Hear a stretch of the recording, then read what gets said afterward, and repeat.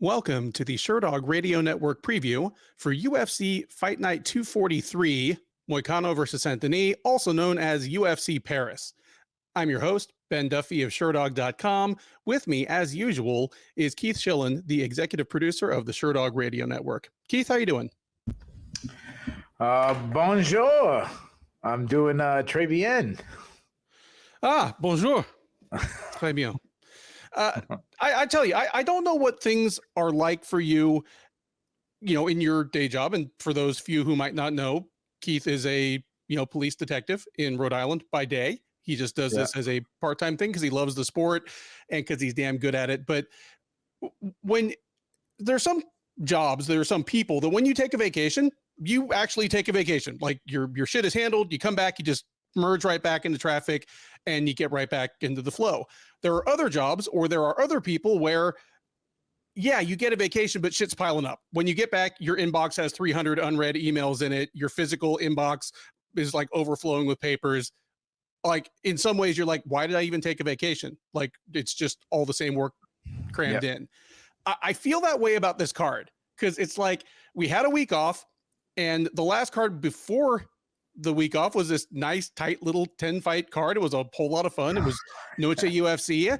And then I get back after the week off. I got 14 fights, and not to put too fine a point on it, some of them required some tape study because they're just not household names. So that's what the UFC is doing to us this week. Tell me I'm wrong. I'm the worst though. Like I go on vacation, I forgot to set like my voicemail in my inbox saying I'm on vacation, so I'll get emails and people are like, why hasn't he responded? I'm gonna put you on the spot in front of everybody. Have you seen the message that somebody put up in the Sherdog Slack that was directed to you and me? No. Okay, then I will definitely read it out here.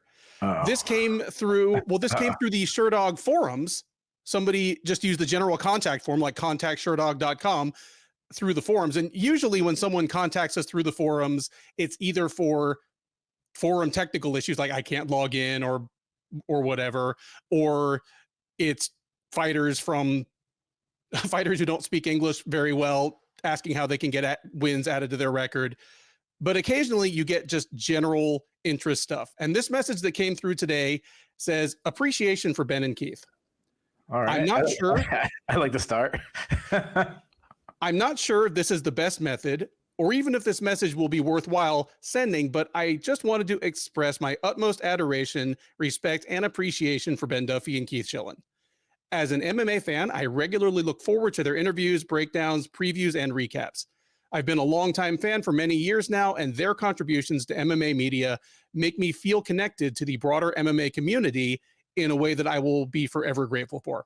I've deleted my social media accounts a while back, but honestly cannot thank Sherdog staff and specifically Ben and Keith for nurturing, supporting, and growing my love for this wonderful sport.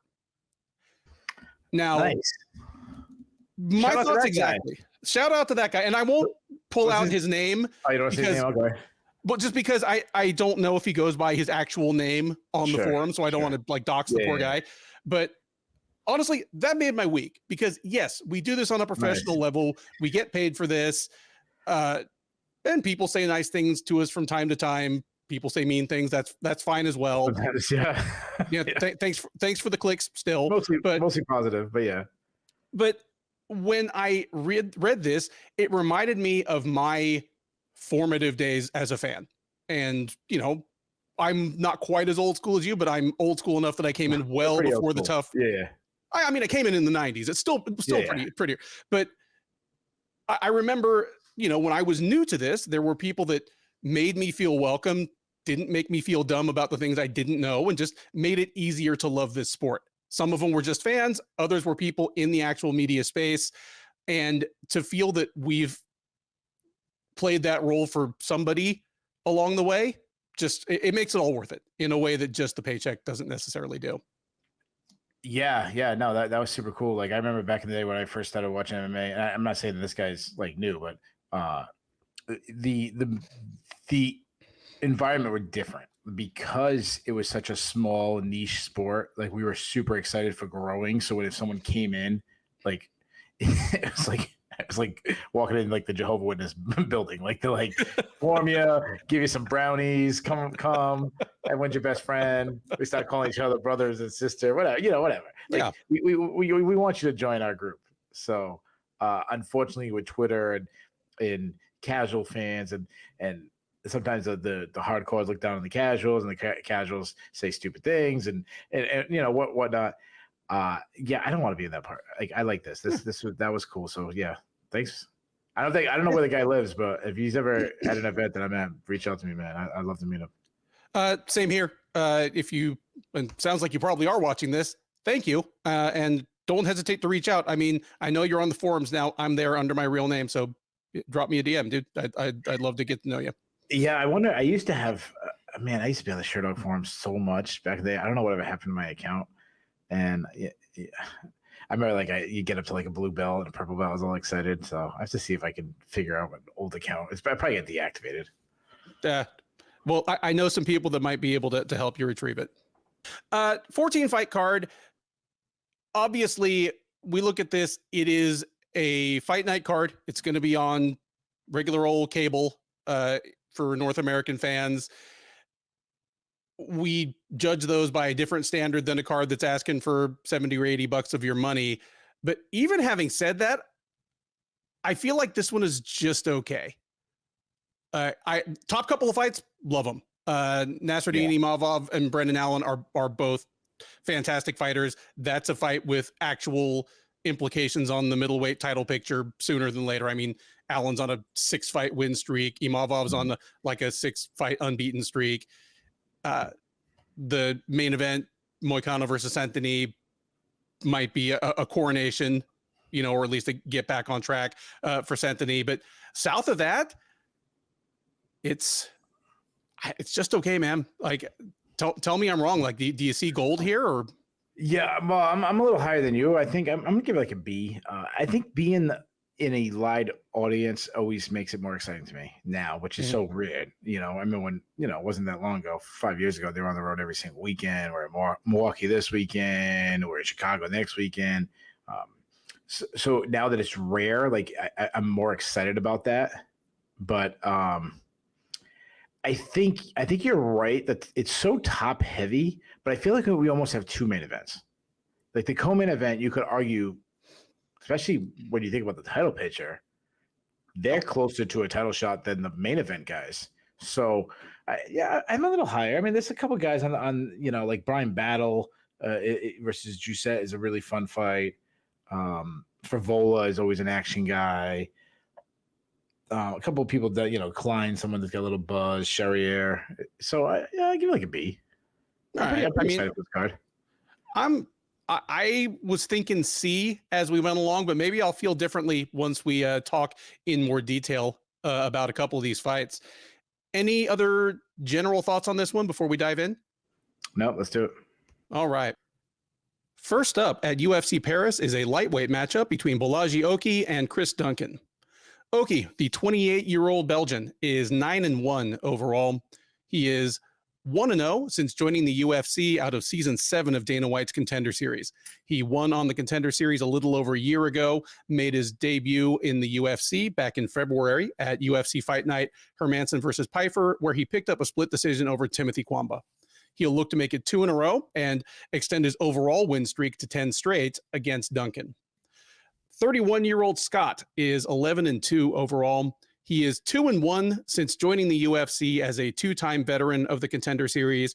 He fought on season 5 and lost, came back in season 6, won and was signed from there. And since then, he is 2-1 in the UFC.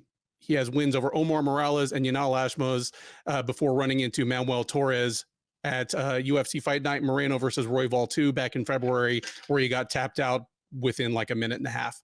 So he'll be looking to bounce back from that. He is not favored to do so.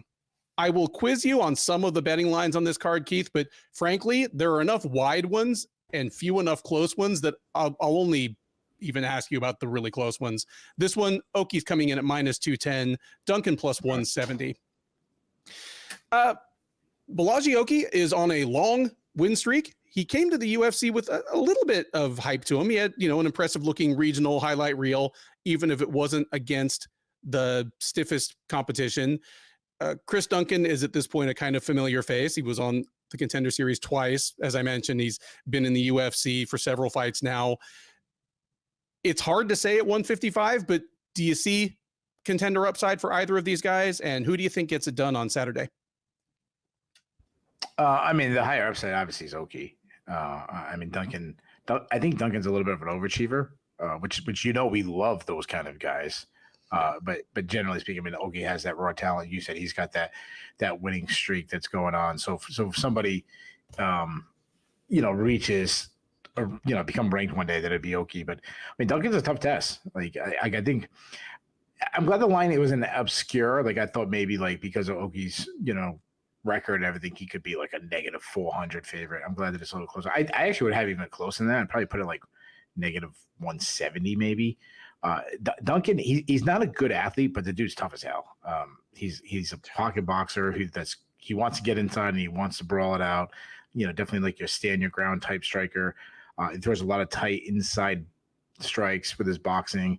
He's got some pretty good power. Really steps into his shots. He has 7 TKOs. He mixes punches and kicks together well. He's got a pretty big kicking game, nice calf kicks. The issue is his defense. He lacks head movement. He keeps his hands low. He's been hurt a lot. He isn't a bad wrestler at all. But I definitely wouldn't call him a wrestler. But he is a weak defensive wrestler. And then he was also like quickly subbed by Manuel Torres. But that's a really good guy himself. Oki, I don't think he looked great in his UFC debut. But I wrote in my notes that I think there might have been some UFC jitters because when you seen him in the regional scene, he looked really good. He's a counter striker that works really well from distance. He's got some quick hands. He normally throws combinations. That wasn't really the case in his UFC debut. A lot of single strikes. He wasn't following through with his power strikes in his last bout. But when he's let his hands go, he's got a really good jab. I really like his left hook. I like that he works the body. He's got really big power, big high kick. He doesn't really wrestle at all. I shouldn't say he shouldn't wrestle often. He definitely wants to keep it on the feet. Like I said, I think the line should be closer due to Oki's last performance. And I'm still not sure about his grappling skills. And Duncan can, he's a better wrestler than he gets credit for. I'm still taking Oki just because of his overall striking skills. He's got more physical skills. He's faster. He's longer. He's more explosive. He's a better athlete. I think Duncan actually keeps it close, but give me Oki by decision.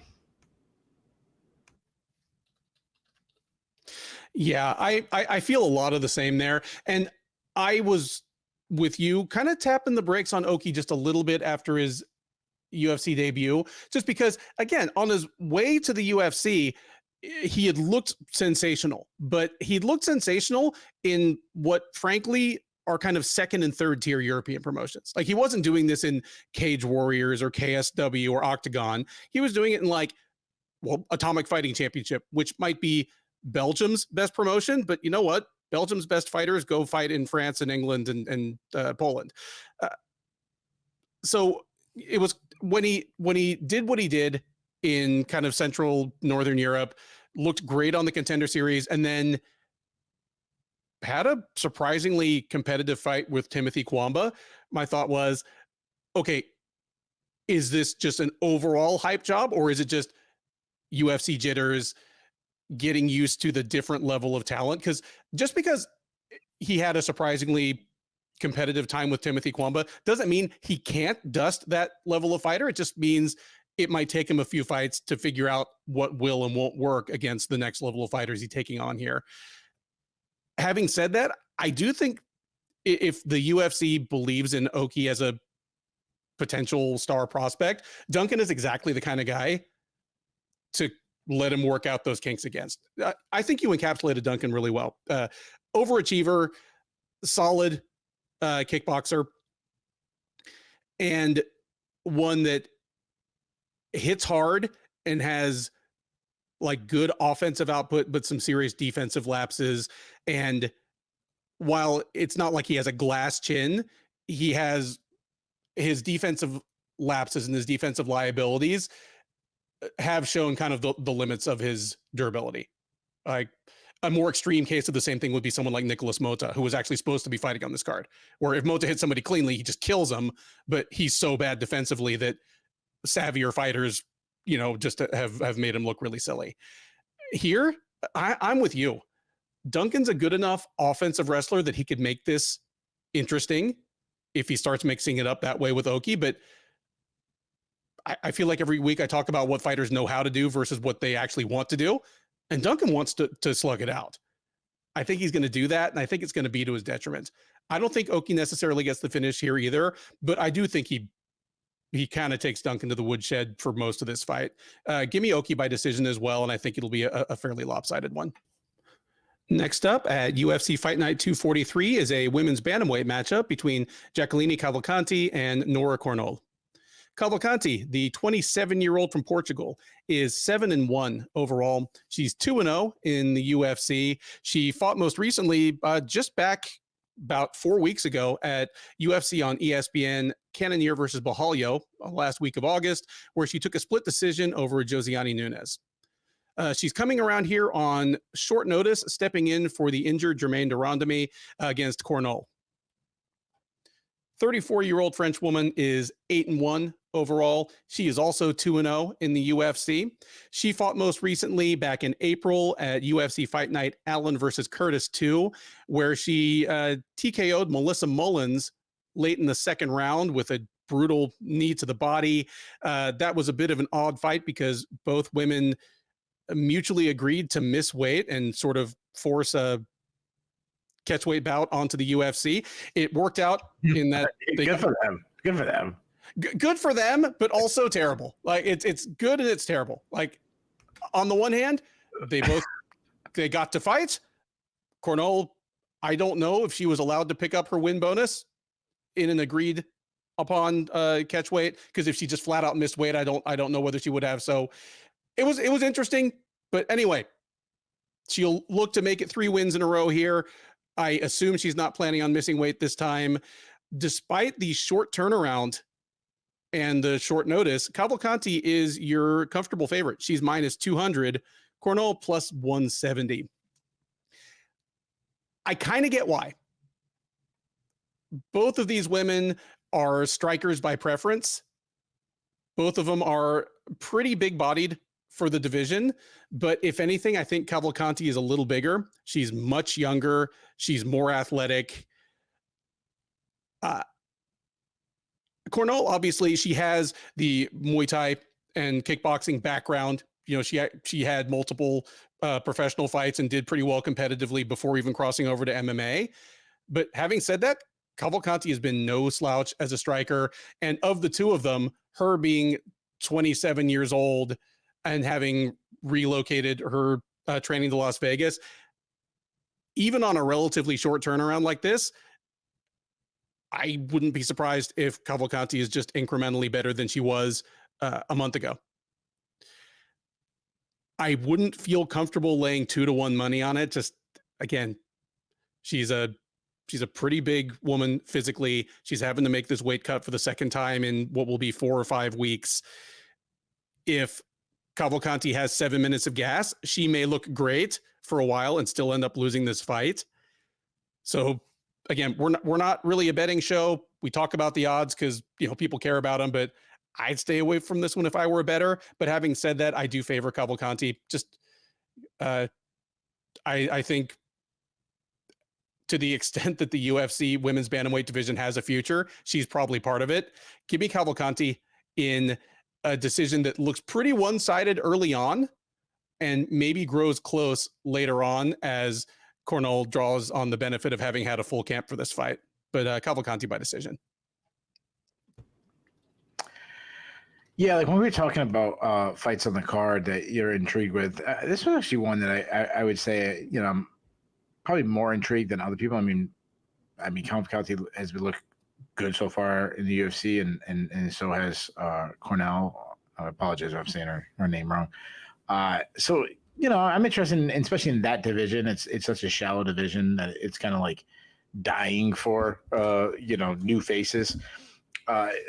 you mentioned that Cornolle is a kickboxer with pretty good power.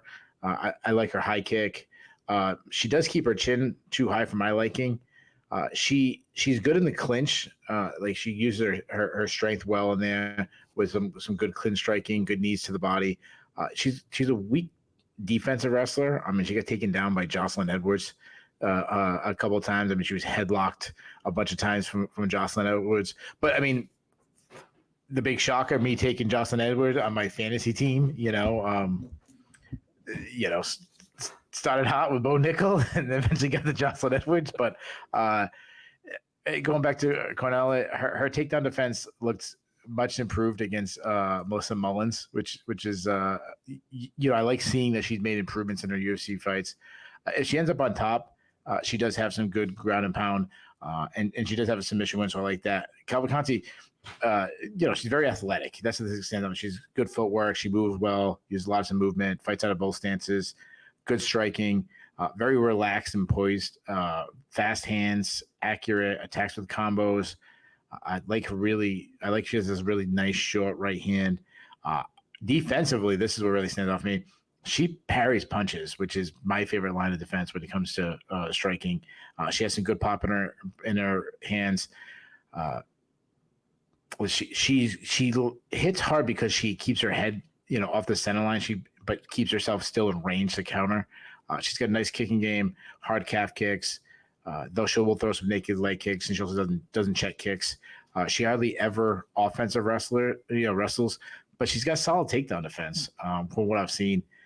She doesn't have a sub on her record, so that's a little concern. But she's got good cardio, and she's in the past she's gone 25 minutes. So I don't like that she's taking this fight on short notice.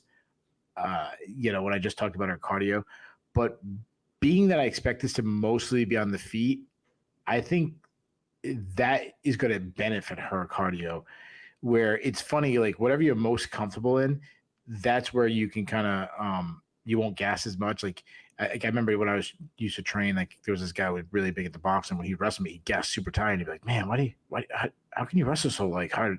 And because I know when and where to rest. And just like the same thing with his striking, like I would gas out much quicker than he would. And I think that's why this kind of benefits her here, where it's mostly going to be a striking battle instead of which I think Cornell should actually clinch with her and grind on her. That said, I'm still going to take the Cavalcanti on the short notice. I think she's too fast and too accurate on the feet. I think she uses her movement to get Cornell to kind of chase her and kind of walk her into these straight counters. Give me Cavalcanti by decision. We head now to the men's flyweight division for a matchup between Daniel Barez and Victor Altamirano.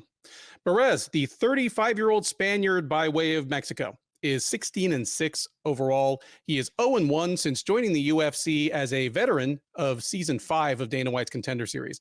He competed on the Contender Series back in 2021, lost, went back and won 3 or 4 fights in Mexico, and got the call up to the UFC last July, where he took on Jafel Filho, got tapped out in the first round. That was at UFC London of last summer.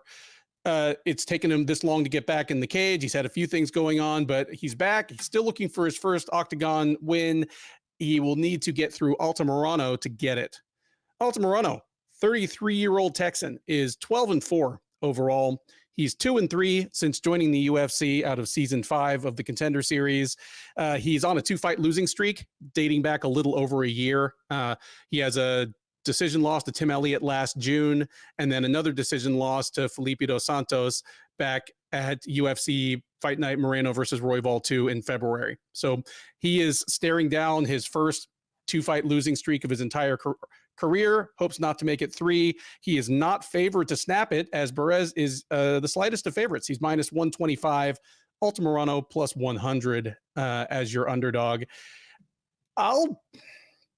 Okay, at this point, I don't think Victor Altamirano is probably a future contender. I expected a little better out of him when he got to the UFC. He's someone I had seen a ton of as a guy that fought almost exclusively in Texas on his way up, very much an LFA guy. I figured he might slot in at least as sort of a guy that hovers around the outskirts of the top 10 for a couple of years, like a Matt Schnell type. But that hasn't really materialized, and for all we know, he may be fighting for his job on Saturday. But having said that, I'm not really feeling him as the underdog to Barez. I've watched a lot of Daniel Barez's fights over the years, and I'm just not super impressed. I mean, hell, I drove all the way from Houston to the Rio Grande Valley to see him fight in person at the Tito versus Alberto Combate card a couple years ago. He was on the main card of that one. He's just always struck me as a pretty solid regional flyweight he's well-rounded in the sense of being like a 5 or 6 on a scale of 1 to 10 everywhere, where he'll go on long winning streaks in regional promotions because he's better than almost all of his opponents at something, and he's generally good enough at getting that kind of fight out of them. But when he gets a peek at the next tier of opposition, he just doesn't have a whole lot for them most of the time. Like, Jafel Filho destroyed him on the ground, but obviously Filho is a very good flyweight, and specifically he's an elite grappler. Yeah.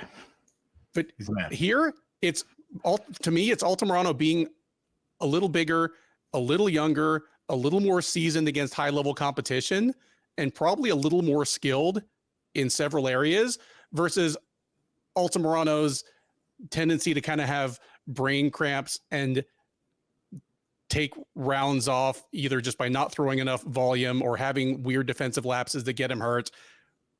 I think Altamirano's the better fighter, but I don't trust him to be the best Victor Altamirano all the time. Having said that, I'm still going with him in the mildest of upsets here. Give me Altamirano to win 2 rounds out of 3 in...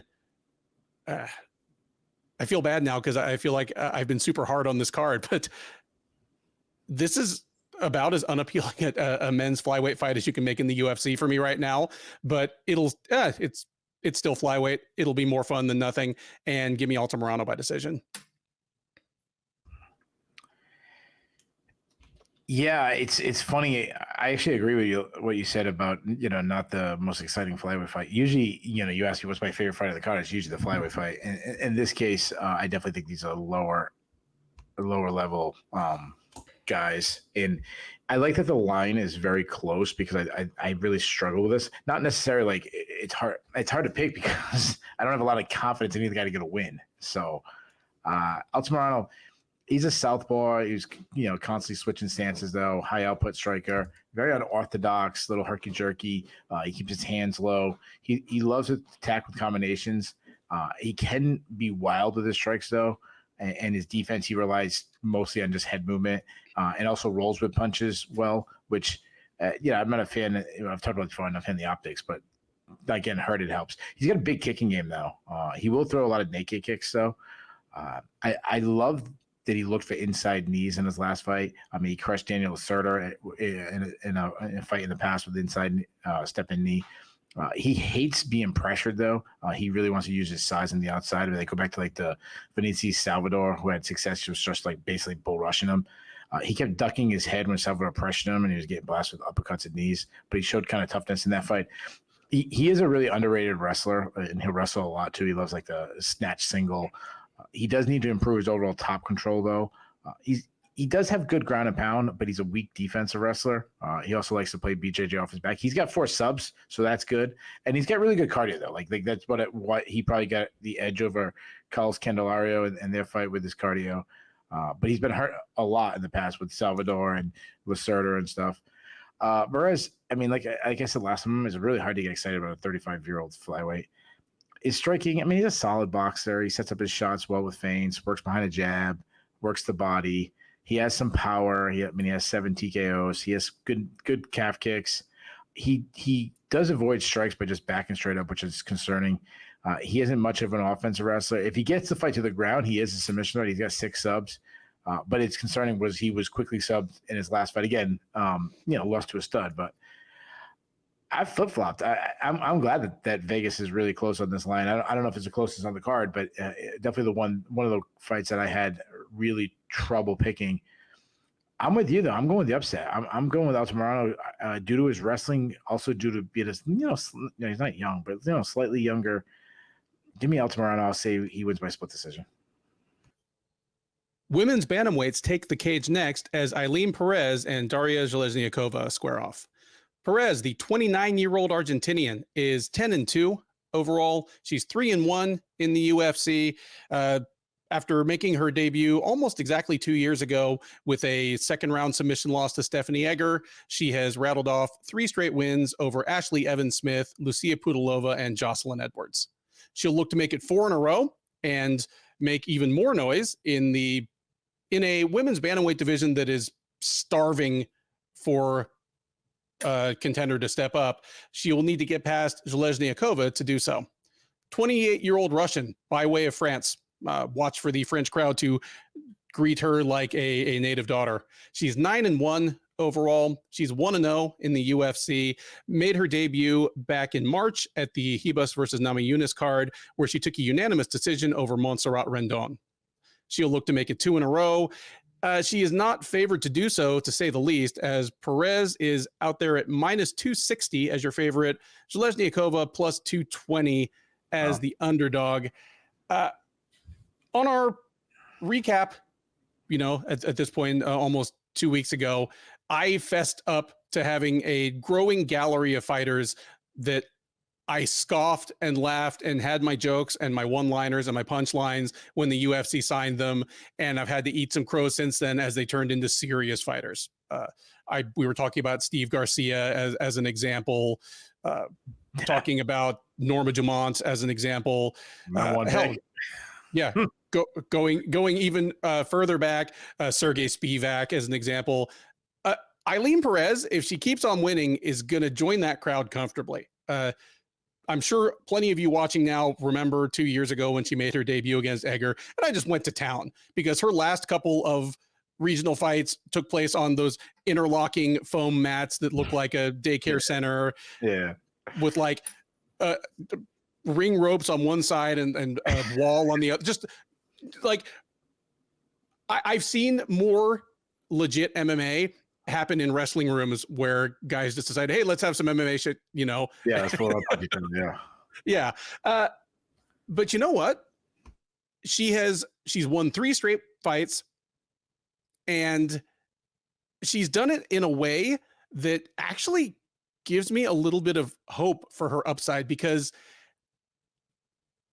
she's done it pretty much by knowing what she's good at and going straight to it. When she got to the UFC, I think I called her not even the poor woman's Norma Dumont, but like the homeless woman's Norma Dumont, because I felt like she wanted to be a striker, but what she was best at was taking women down and beating them up from top position. Now she doesn't even have the Norma Dumont, I'm going to stand like a Sanda fighter for 40 seconds. Perez just comes across, swinging big shots, trying to get her hands on the other woman. Her takedowns are not pretty, but she is powerful enough and athletic enough that it's at least worked against the Ashley Evans-Smiths and Jocelyn Edwards of the world. And she's pretty mean from top position. She hasn't had too many sub attempts in the UFC, but you can tell from her regional tape that she knows how to. Just she hasn't really had the opportunity, but she stayed busy enough on top that she's winning rounds that way. It's not the prettiest thing, but it's working out for her. Like, you look at her 3 UFC wins, Ashley Evans-Smith and Lucia Cutelaba are both gone, and Jocelyn Edwards is still around, but her takedown defense is a huge Achilles heel for her. The question here is, will Perez be able to get Zheleznyakova down? And if so, will she be able to keep her down, do enough work to keep top position, kind of stay off the gunnery range? Because all of Ailin Perez's game before the takedown is sort of a setup for her to just run right into a huge shot from Zheleznyakova and get absolutely flatlined. It's why, even though I am leaning Perez in this fight, if I were a betting man, I'm not touching that at almost 3-1. Just Perez's takedowns are ugly. Zheleznyakova doesn't have lights out takedown defense, but she's bigger than Perez. She's a big, strong woman. And at least has shown like a willing get-up game. I do think this is a pretty tricky matchup for Perez, but give me Perez to win 2 rounds out of 3 with just dogged persistence, takedowns, The crowd is not going to love it. Like I said, they're going to be in Zheleznyakova corner for this one. I know she's Russian, but she's actually been fighting in Western Europe for a while, been training in France for a while. They're going to boo their heads off, but give me Perez to get the ugly, unpopular, but extremely crucial win in the depleted women's bantamweight division. Yeah, this fight. I'm actually intrigued. Like you said, Perez is on this streak where, she came into the UFC with not a lot of buzz, and she's actually looked good. And Zheleznyakova, I mean, to her credit, she's won, but she came in with a lot of buzz, and the opposite, she didn't look that good. So, Perez, she's a better athlete than I first gave her credit. That's the first thing that stands out. She's, you talk about she's on the gas as soon as the fight goes. She's fighting with pressure, constantly moving.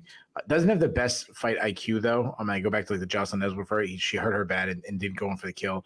Still got the win, but quick hands, attacks with combinations. She loves forcing her opponents back with throwing a spinning back foot, something trying to get them on the back foot. But all her striking is to kind of create action so she can step in for her entries. I like her entries. I think they're pretty fast. She will shoot without a setup, though. Sometimes she does have some judo throws, and she's very physically strong. If she can get a limb, she could just lift her up and slam people. I mean, she took down, Stephanie Egger that way. She made Ashley Evans Smith look like a takedown dummy. If she gets the fight to the ground, she controls well. She's got a good top game. She looks to move to a better position on the ground. She's got some hard ground and pound. If she gets reversed or put on her own back, she does struggle to get up. Stephanie Egger subbed her. So I'm also concerned with her cardio because she's always on the gas. They go to the Lucy Pudilova fight. She kind of gassed out on that fight. Zheleznyakova, I'm sorry, I'm butchering that name, but she's big for the weight class. I like her output. She's a high output striker. Quick, pretty quick hands, throws a lot of jabs, nice inside boxing, throws straight shots down the pipe.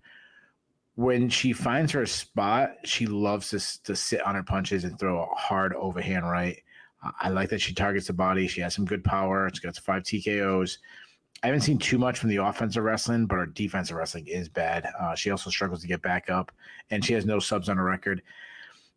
I'm with you, man. I think the line should be much closer because I still think there's a lot of holes in Perez's game, and Zheleznyakova is, she's a big woman with a pretty good striking. But I like Perez here. If she can hang a little bit on the feet or just do enough to create the openings where she can shoot in, I think she has such an advantage on the ground. I expect her to get the fight to the ground often, and I think she's going to dominate the ground. So I'm going to take her by decision.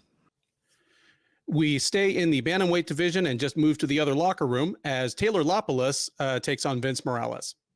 Lapilus, the 32-year-old Frenchman, is 20-4 overall. He's 5-2 in the UFC across 2 separate stints with the promotion. He went 3-1 in his first run with the UFC back in 2015 and 2016, was let go off a win of all things. Did exactly what you're supposed to, went back to Europe, won a ton of fights, and got signed again about a year ago, and he is 2-1 since then. He won his last time out. It was at the Cannonier versus Imavov Fight Night back in June, where he took a unanimous decision over Cody Stamann. So he'll look to go 3-1 in his second 4-fight run with the UFC against Morales.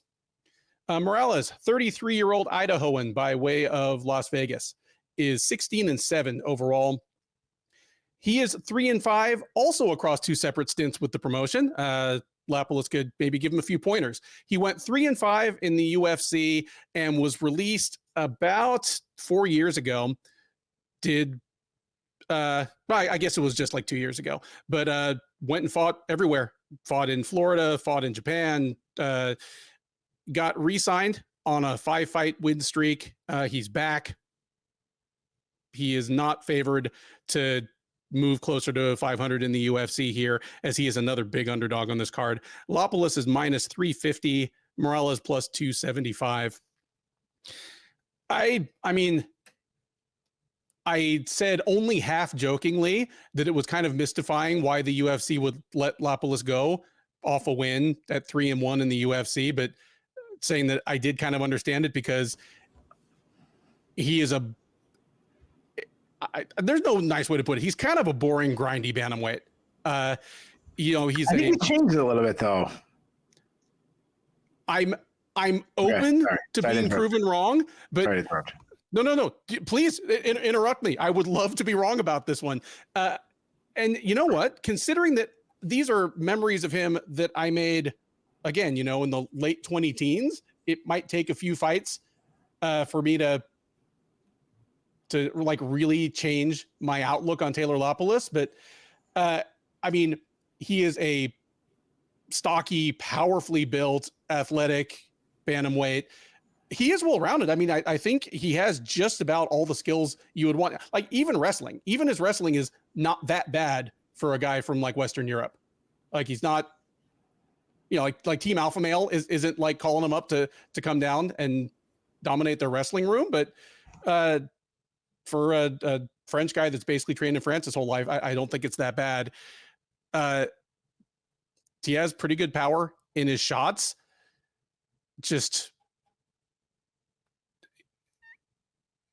at least through a lot of his fights, he has been content to fight at a very measured tempo. It probably keeps from exposing him to too much risk, but also maybe let some fights make the decision when he could have finished the guy. Here, this is kind of laid out for him. I think he's better than Morales everywhere.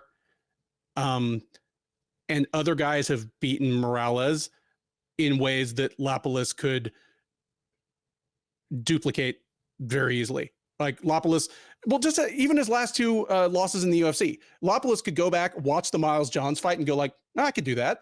He could watch the Jonathan Martinez fight and go, I could do that. So if Lapilus just is Taylor Lapilus and goes out and fights his usual smart, deliberate, measured contest, I think he wins all 3 rounds against Morales, and that's what I'm picking here. Give me Lapilus in a pretty one-sided decision.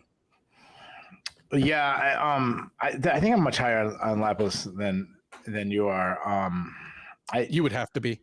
Yeah, I am. I am. I think he's a very good striker. I think he's a very good striker. I think he's a bit of a sniper. I think he's very calculated.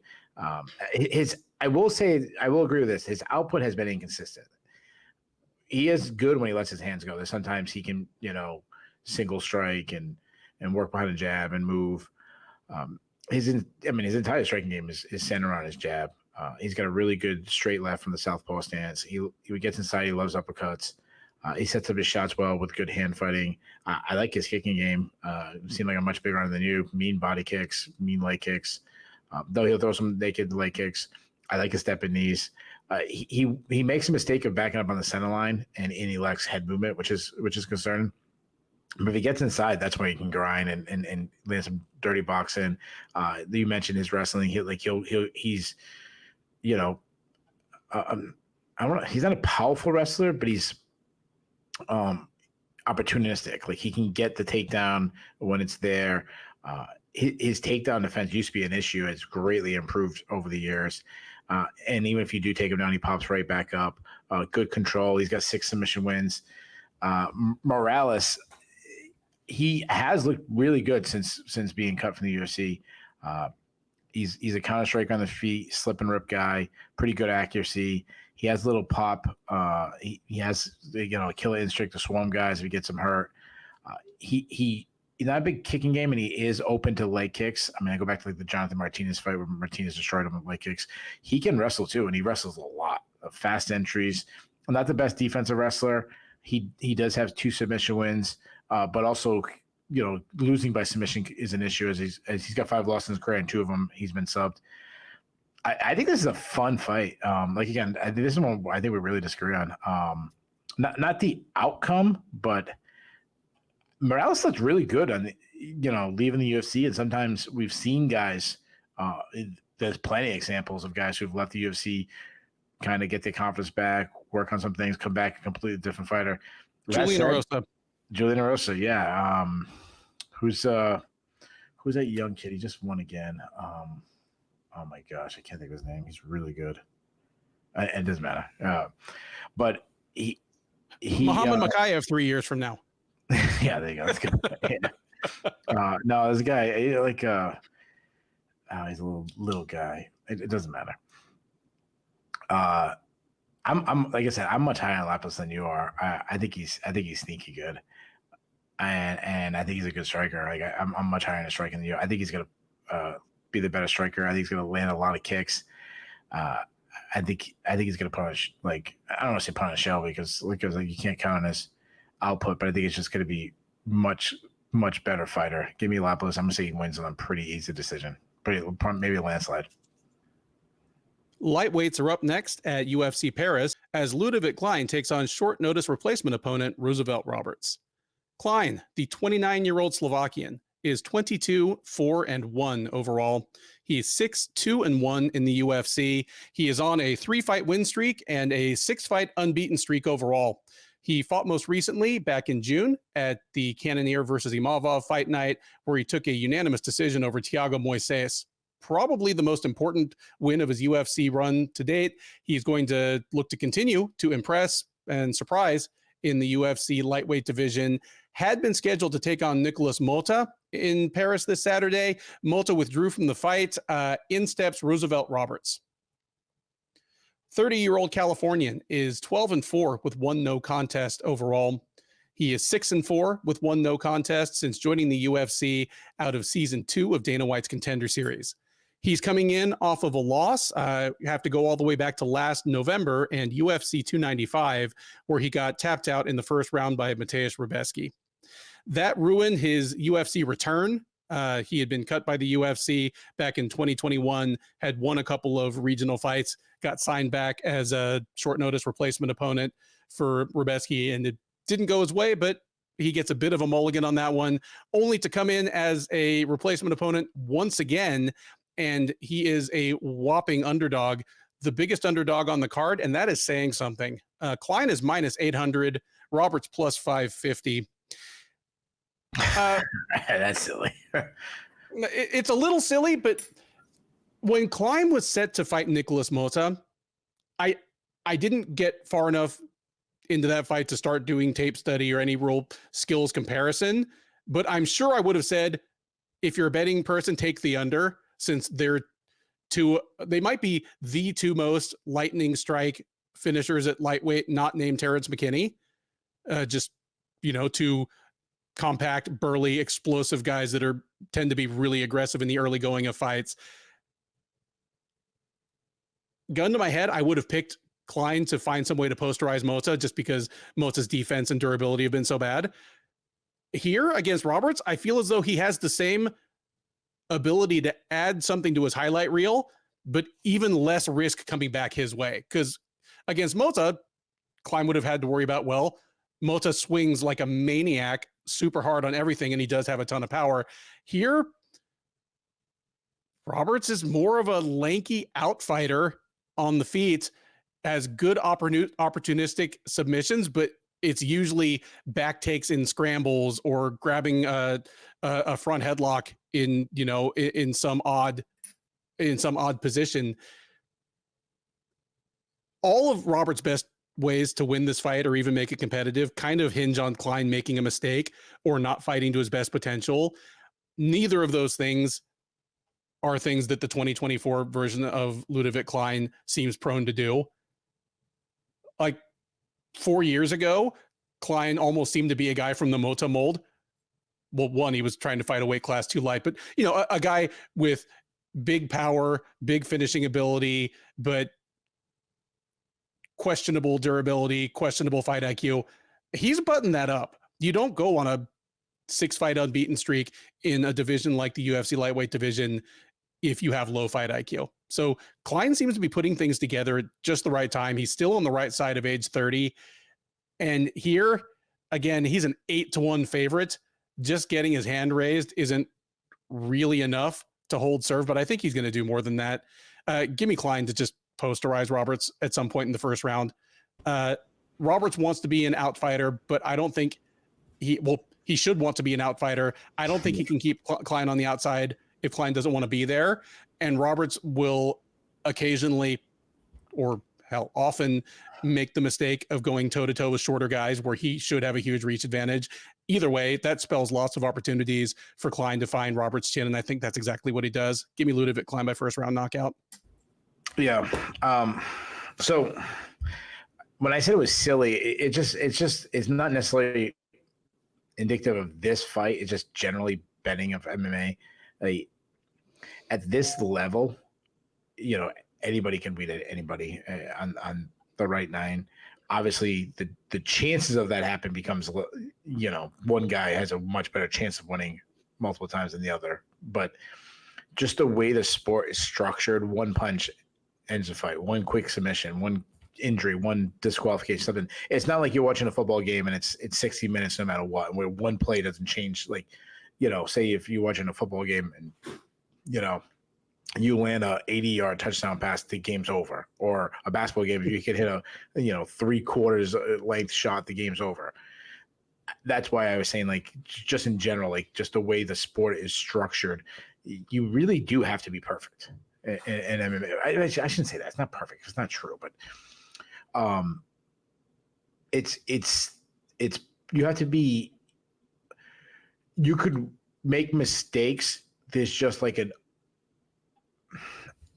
I don't know how to explain it, but like this one thing you have to avoid for all 15 minutes. Like, you could still get hit and get taken down and lose portions, but there's this huge thing that could hit you at any time that you have to avoid for all 15 minutes. So that's more what I was trying to say. It's like I think we said before. It's like that Harry Potter game, which I don't get. They're scoring points, but whoever grabs the little ball thing wins. Right, and so you're like, well, why did the rest of it matter at all?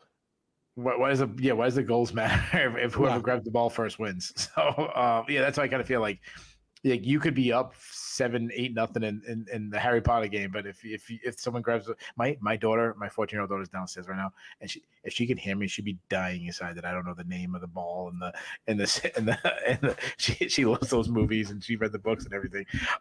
Anyways, Roosevelt Roberts.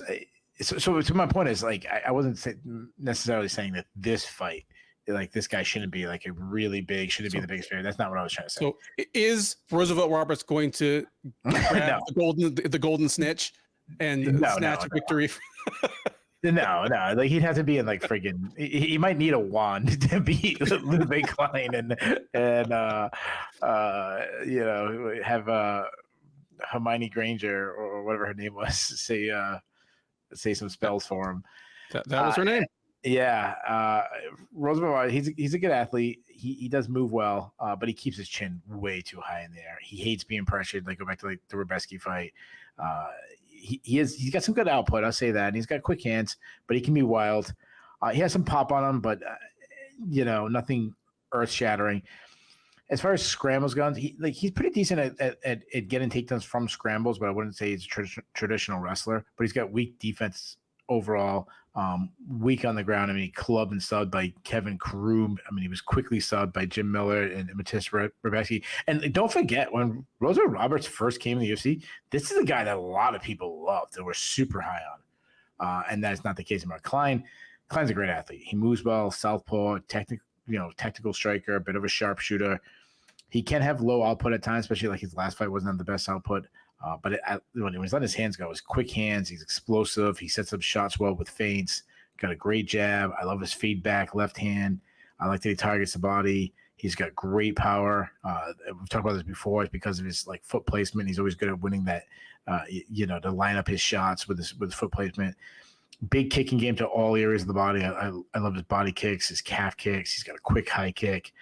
He can wrestle more than people think. He's got some fast entries. His defense wrestling is inconsistent. Sometimes it looks good in some fights. Sometimes he gets taken down. But he actually has a lot of subs on his record. Yeah, I mean, the guy's -800, so obviously I'm taking him. I'm all over Klein here. I talked all this stuff about Harry Potter and all this shit. And I mean, he's gonna send this guy flying like like Harry Potter when his freaking broom went out of control. Like,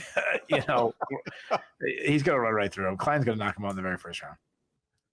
Light heavyweights take the cage next in Paris as Oumar Sy looks to remain undefeated against Dawoon Jung. Sy, the 28-year-old Frenchman, is a perfect 10-0 as a professional mixed martial artist. He is 1-0 in the UFC. He made his debut back in May, tapping out George Tokos with a started as a rear naked choke, ended up settling for a face crank. Either way, he gets the tap, he gets the win. He gets to return here at UFC Paris in front of an adoring hometown crowd and try to go 11-0. In order to do so, he's going to have to get past Jung. 30-year-old South Korean is 15-5-1 overall. He's 4-3-1 in the UFC. That doesn't sound too bad, but the bad news is that the first 5 fights in his UFC run, he went 4-0-1. Since then, he is on a 3-fight losing streak, the first 3-fight losing streak of his career. He fought most recently almost exactly a year ago at UFC 293, getting tapped out in the 3rd round by Carlos Ulberg. Prior to that, he had losses to Devin Clark and Dustin Jacoby.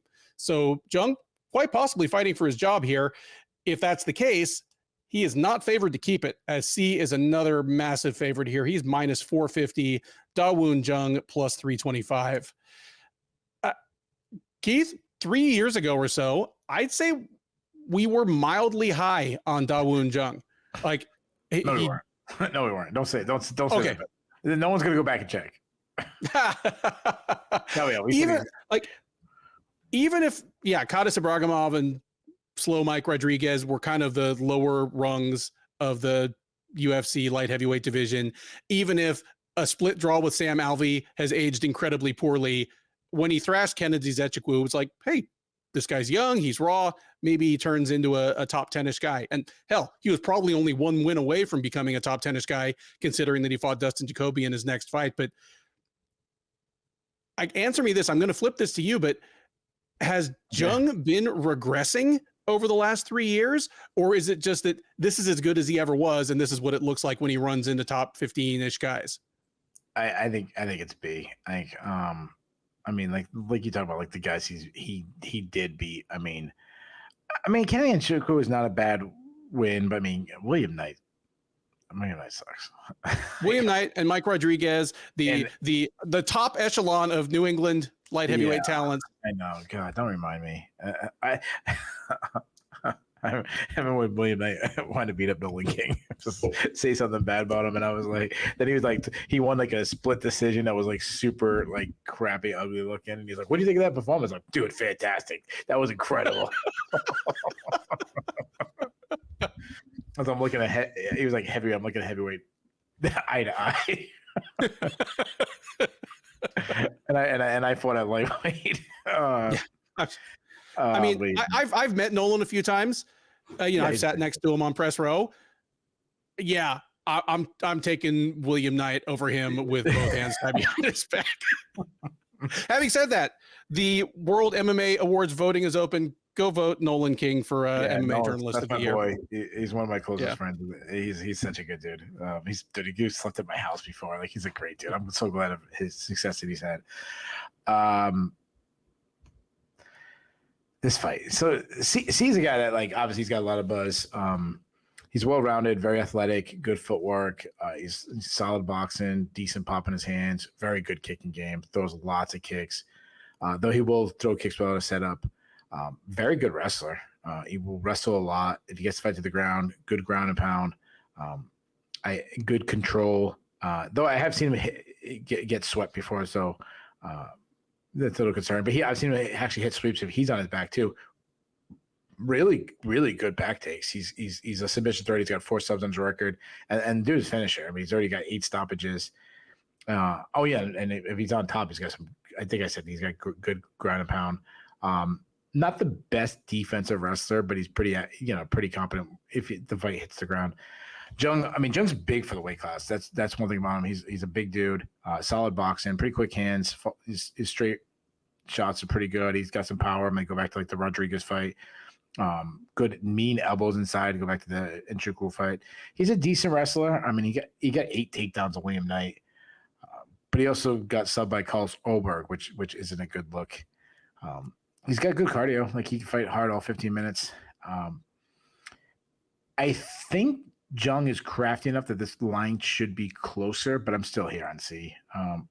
I think they're both solid wrestlers, but C is, I think, actually still a better wrestler. I think he has a huge advantage in the distance striking game. I think C can get some takedowns. And you know what? I'm going to say he locks in submission too. Give me C by second round submission. Yeah, I like that pick. I don't know if Jung is a complete loss yet. He has some uncoachable physical tools. Like, he's a big dude.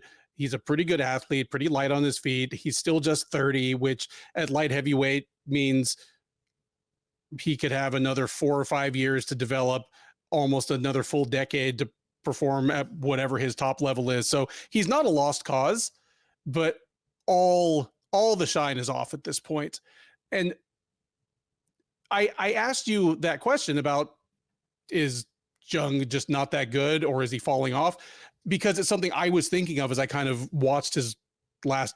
I didn't rewatch the Alvey fight. Like, they're not paying me enough to rewatch the Sam Alvey fight. No. But I watched his last 5 fights after that, and my problem with Jung is the 3 guys that beat him in his last 3 fights beat him kind of 3 different ways, and Jung just never seemed to fight to his best advantage. Like, Jung is a big guy who's a good striker, but Jacoby and Olberg obviously are both very big as well, and they're better strikers, or at least more technical, more polished, actual former kickboxers.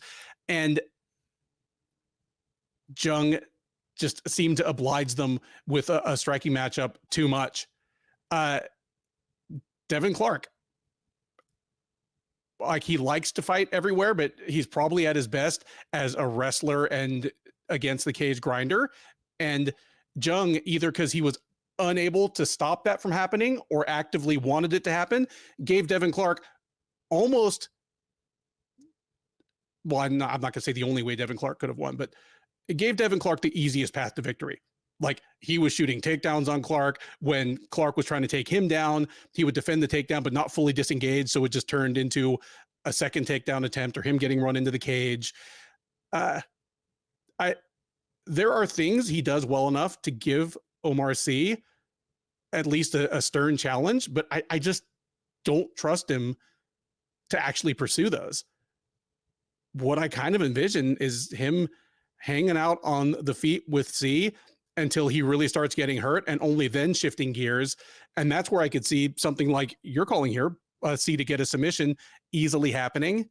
Or, you know, if C doesn't elect to go that way and just create separation, keeps hammering on Jung, could just get a clean knockout or TKO. Yeah, for me, any possible upset potential just kind of goes up in smoke when I look at what a hard time Jung has had fighting to maximize his own chances to win over the last couple of years. Because of that, even though C is younger, less experienced, still pretty green as an MMA fighter, I'm going with him as the big favorite here as well. Give me C by second round knockout. Next up at UFC Fight Night 243, and as the card is constituted as of the beginning of fight week, at least, the top prelim is a light heavyweight clash between Ivan Cutelaba and the debuting Ivan Erslan. Cutelaba, the 30-year-old Moldovan, is 17-10-1 with 1 no contest overall. He is 6-9-1 in the UFC. He did lose his last time out. It was back in March at UFC 299, where he dropped a unanimous decision to Felipe Lins. He's lost 4 of his last 5. I won't say he's fighting for his job, since apparently he has nude pictures of somebody and is unfireable, but certainly he would rather win than lose here. The UFC, apparently trying to find him every potential chance to get back in the W column, has signed Ivan Erslan as his opponent. Erslan, 32-year-old Croatian, is 14-3 with 1 no contest overall. He has been busy in Central European promotions, primarily KSW, over the last few years. He's coming in off a win. He fought at the KSW Epic, one of their stadium cards, back in February, knocking out Bogdan Nidko in like a minute. Odds here favor Cutelaba just slightly. He is minus 125, Erslan plus 105. Feel free, viewers, to play this back at me in a year if Ivan Erslan is 3-0 or 4-0 in the UFC and making credible calls for top 15 opponents, but I don't get this signing. Even by the standards of let's find a European dude to throw in this card against another European dude. Sure. Like Erslan, he's lost 2 of his last 4, and he's lost 2 of his last 4 to guys that aren't that good either. Like if the UFC was going to sign somebody, like one of his losses is to Ibrahim Chujagayev. That's the KSW light heavyweight champ. I don't think he'd be a top 10. Yeah, he's pretty good, but I mean, I wouldn't heavily favor him to beat Cutelaba either. I don't get it. He's a 32-year-old guy who's a solid kickboxer, good sized light heavyweight, get some crushing knockouts against low-level competition, but nothing I've seen from him in KSW had me like kind of circling his name as this guy's ready for the next step. I figured he'd become one of those Darko Stosic guys that ends up with 25 fights in KSW and makes a good living for himself. But here he is, and I don't know why I'm even going to say this, but if Cutelaba brings good fight IQ and fights to his best advantage, this should be a pretty straightforward fight for him. Cutelaba is an absolute unit of a human being, and when he wants to be, he is a very good wrestler. And he's a very good wrestler in the Greco style, where he'll drive someone to the fence, get a body lock, or try to take their back standing and take them for a ride. The problem is that even by the standards of a very low fight IQ division in light heavyweight, Cutelaba might be the lowest. He's the guy that I can think of that has at least one loss, maybe multiple losses directly related to just doing stupid shit.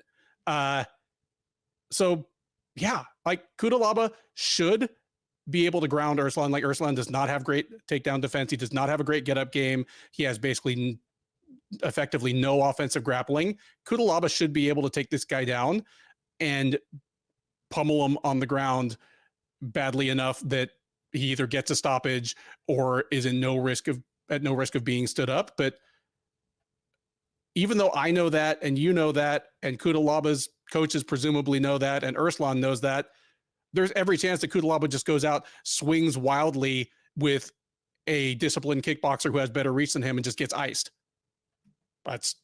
I mean, I don't think Ivan Erslan is Magomed Ankalaev, but Cutelaba might make him look like Ankalaev for about 3 or 4 minutes. I hate this fight. I hate this fight so bad. Yeah. Nice. You know what? I'm not picking Ivan Cutelaba anymore. He's lost to worse fighters than Ivan Erslan.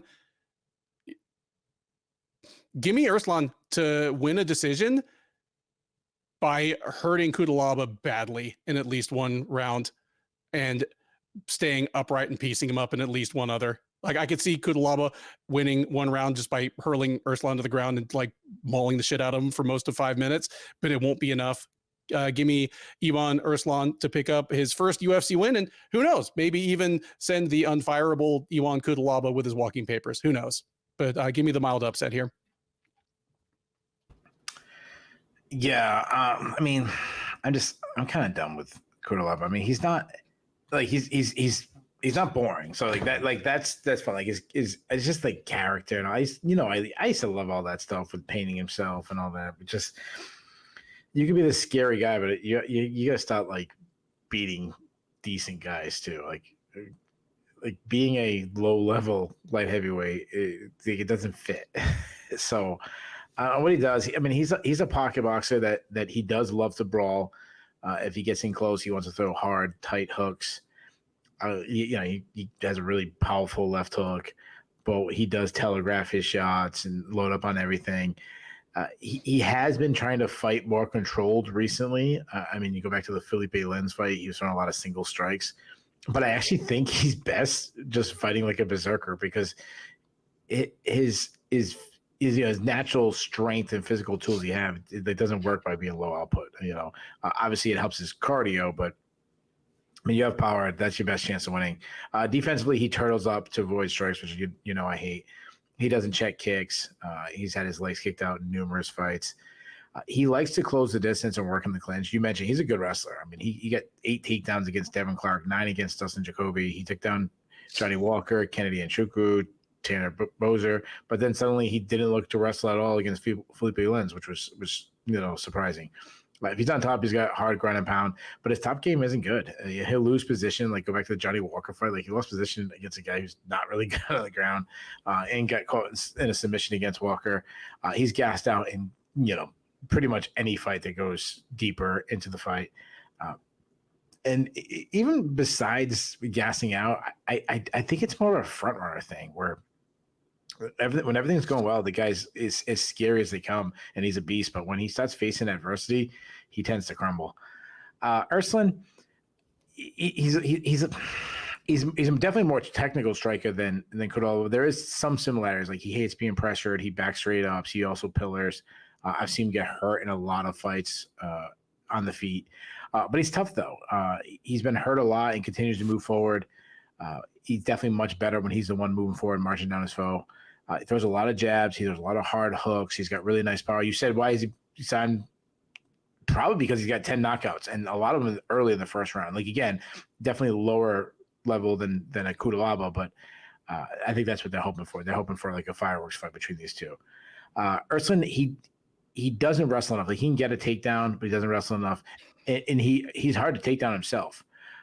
He's got good cardio. I mean, I've seen him fight in championship fights, go all 25 minutes and go, at a pretty decent pace. Like that championship fight he lost, it was, he had moments in that fight, and he was pressing hard even in the 5th round. I'm with you. I'm not very high on either. I feel like we just have such a similar view where it's just like, I'm just done taking Cutelaba. So I'm going to say Erslan jabs him out from the outside. I think Cutelaba makes a mistake, and I'm going to say Erslan starches him. Give me Erslan to knock him out. I'll say he does it. I'll say he does it in the 3rd round. The 6-fight main card of UFC Paris begins with a lightweight clash between Ziam and Matt Frevola. Ziam, the 27-year-old Frenchman by way of Florida, is 15-4 overall. He's 5-2 in the UFC and on a 3-fight win streak. Since his first round loss to Terrence McKinney 2.5 years ago, he has 3 straight decision wins over Michal Figlak, Jai Herberts, and most recently, back in February at the Moreno versus Royval Fight Night, Claudio Puelles. So he'll look to make it 4 in a row, continue to draw attention in one of the deepest divisions in the UFC. He will need to get past Frevola in order to do so. 34-year-old New Yorker is 11-4-1 overall. He's 5-4-1 in the UFC. He's coming in off of a loss. He fought in November of last year at UFC 295, where Saturday's headliner, Benoit Saint-Denis, head kicked him in 90 seconds. Prior to that, he had been on a 3-fight win streak, all of first-round knockouts. He would love nothing better than to start another such streak. Not favored to do so, but the line is damn close. Ziam, minus 120. Frevola, available at even money, plus 100.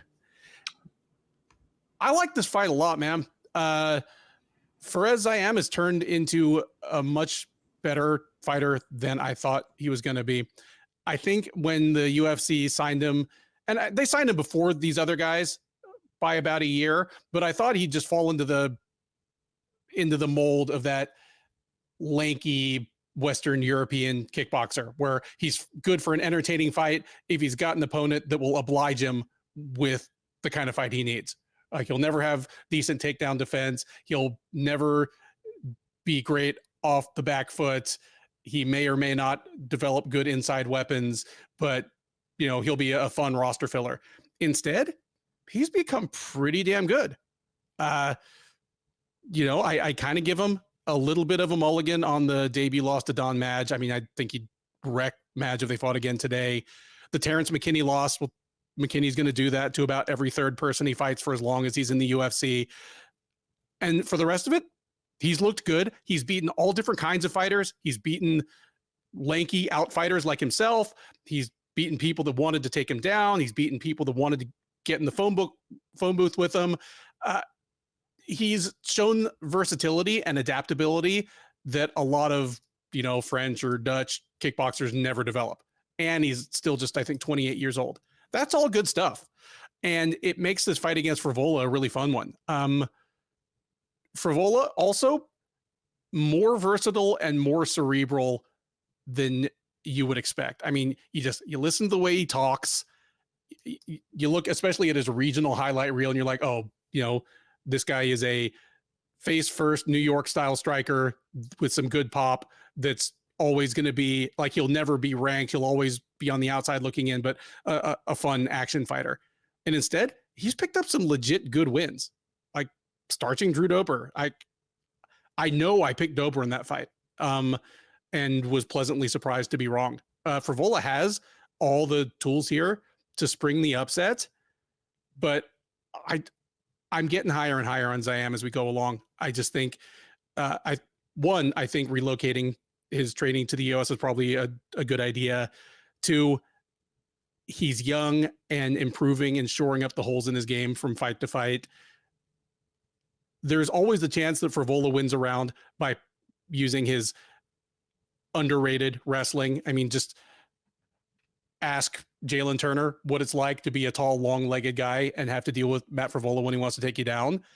There's always a chance Frevola could, win around that way, or just catch Ziam with a big hook or overhand and put him on skates.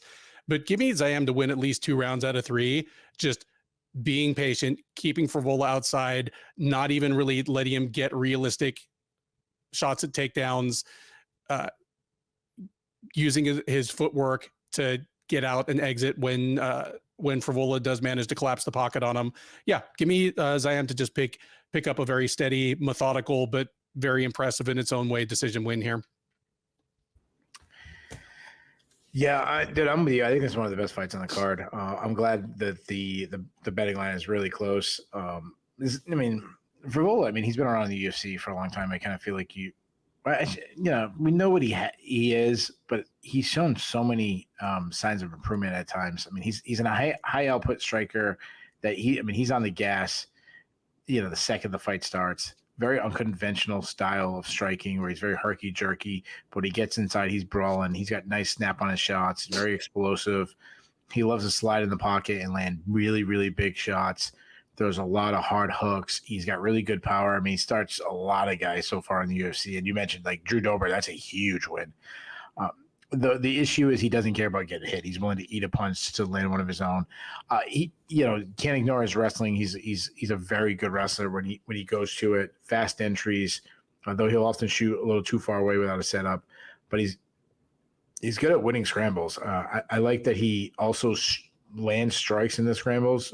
He'll land. He'll get a takedown as guys come up. He's hitting him as he's getting up, hitting him in the clinch. He's got good cardio, just keeps coming. And he's got tons of heart.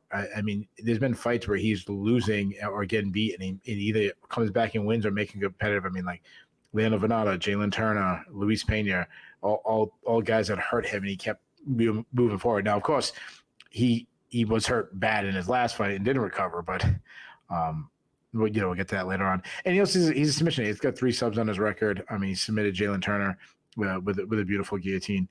Ziam, he had a good breakdown. He's a long, lengthy striker, really, really good, experienced kickboxer. Used to do K1. Good from distance. Uses length and footwork to keep his distance well. He doesn't like being pressured. If you stand on the outside, he's very accurate. He's got a good jab.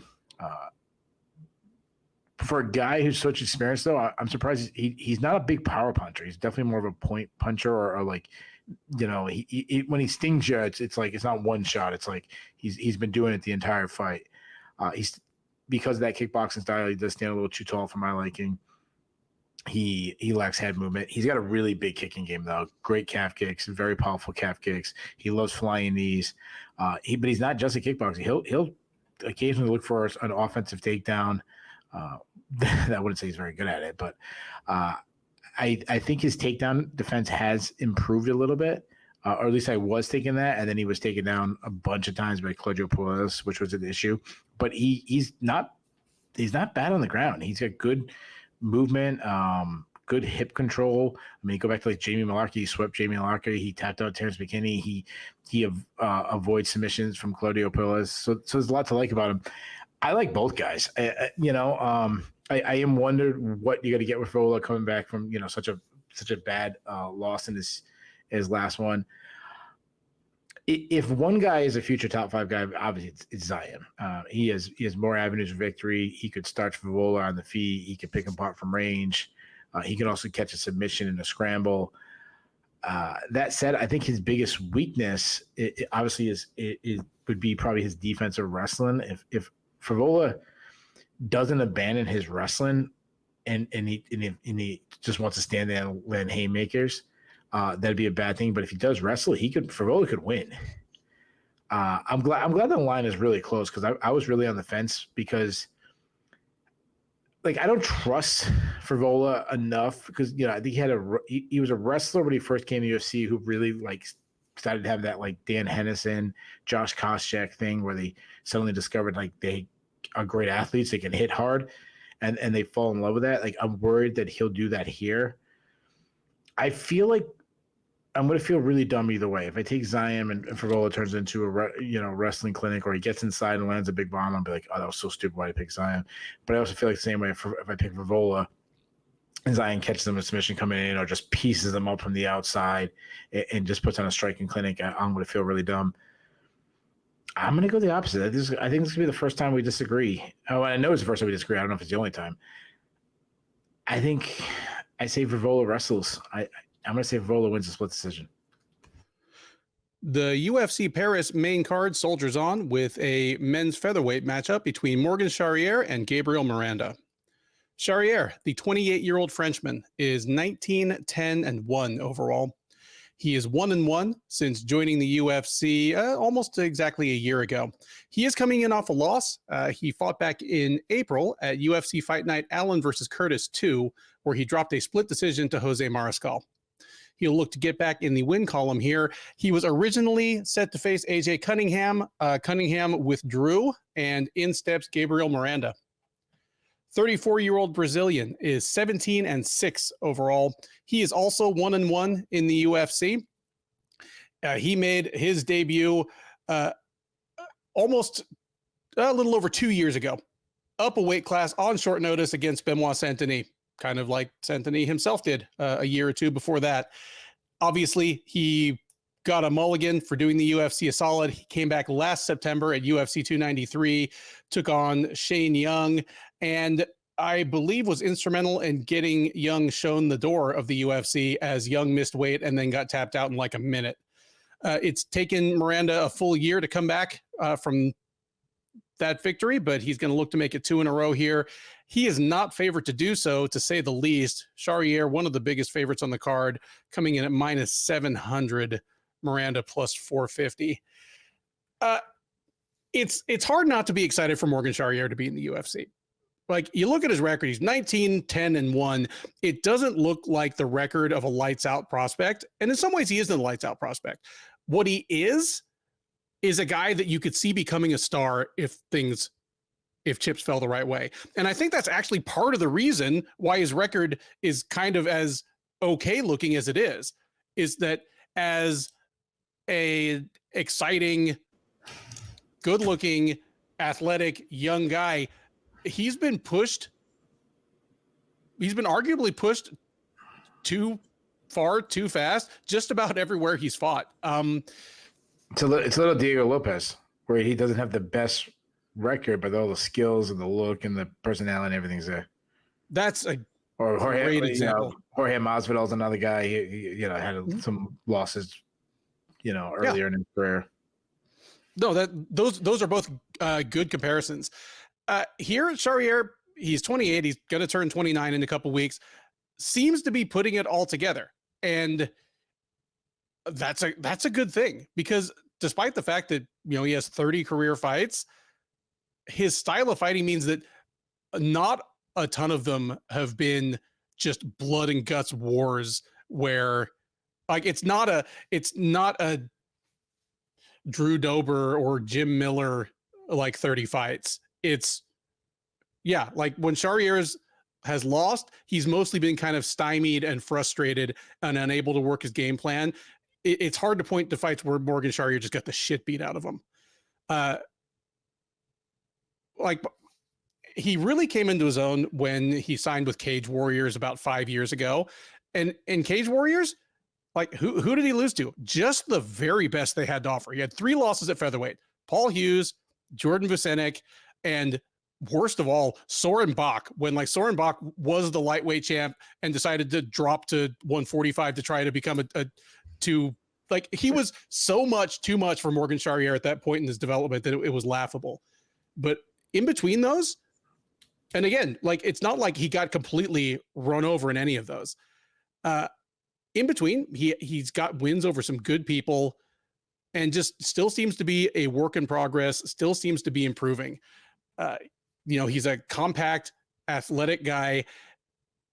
He used to have a lot of trouble staying upright. Like, I mean, what he wants to do is have a high flying, exciting kickboxing match with you. Early in his career, he had a tough time staying upright and fighting off takedowns. He would also have a tendency to overswing on things or throw flying stuff that would just put him in bad positions and kind of actually blunt the momentum of his striking instead of do what he wanted it to do. That seems to be going away, and he's turning into a fighter that can make his kind of fight happen more often than not. It would have been interesting to see what he could do against AJ Cunningham, who, I mean, he would have been a big favorite against Cunningham too, but Cunningham is a big, young, athletic guy with a lot of power. It would have been interesting to see how that worked out, but Miranda ain't it.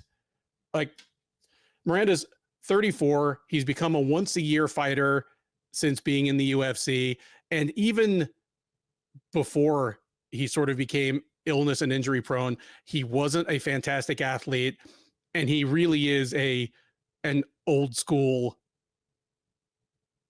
kind of specialist. You look at his record and he's got 1 TKO and 16 submissions. He falls on the scale somewhere between Damian Maia and Hani Yahya. I mean, he's closer to Hani Yahya. I don't think he's much of a striker, not much power. Obviously a fantastic submission artist. And to his credit, he's been able to make that work even against pretty good foes. Like he's for a guy that's not a very good conventional wrestler, he's got a bunch of great ways to take the back standing, to force scrambles and take the back in scrambles, to force scrambles and find places to slap on a front headlock and get a really fast, tight guillotine. He's got stuff he could do to Charriere, but Charriere has to know that. And Charriere's well-roundedness and fight IQ have improved so much over the last 5 years. I think I said this about the other fight that had a huge betting line. All of Miranda's best routes to victory here would involve Charriere making a huge mistake. I'm not picking that. Add to that Miranda's stepping in on fairly short notice here, and he's a big featherweight.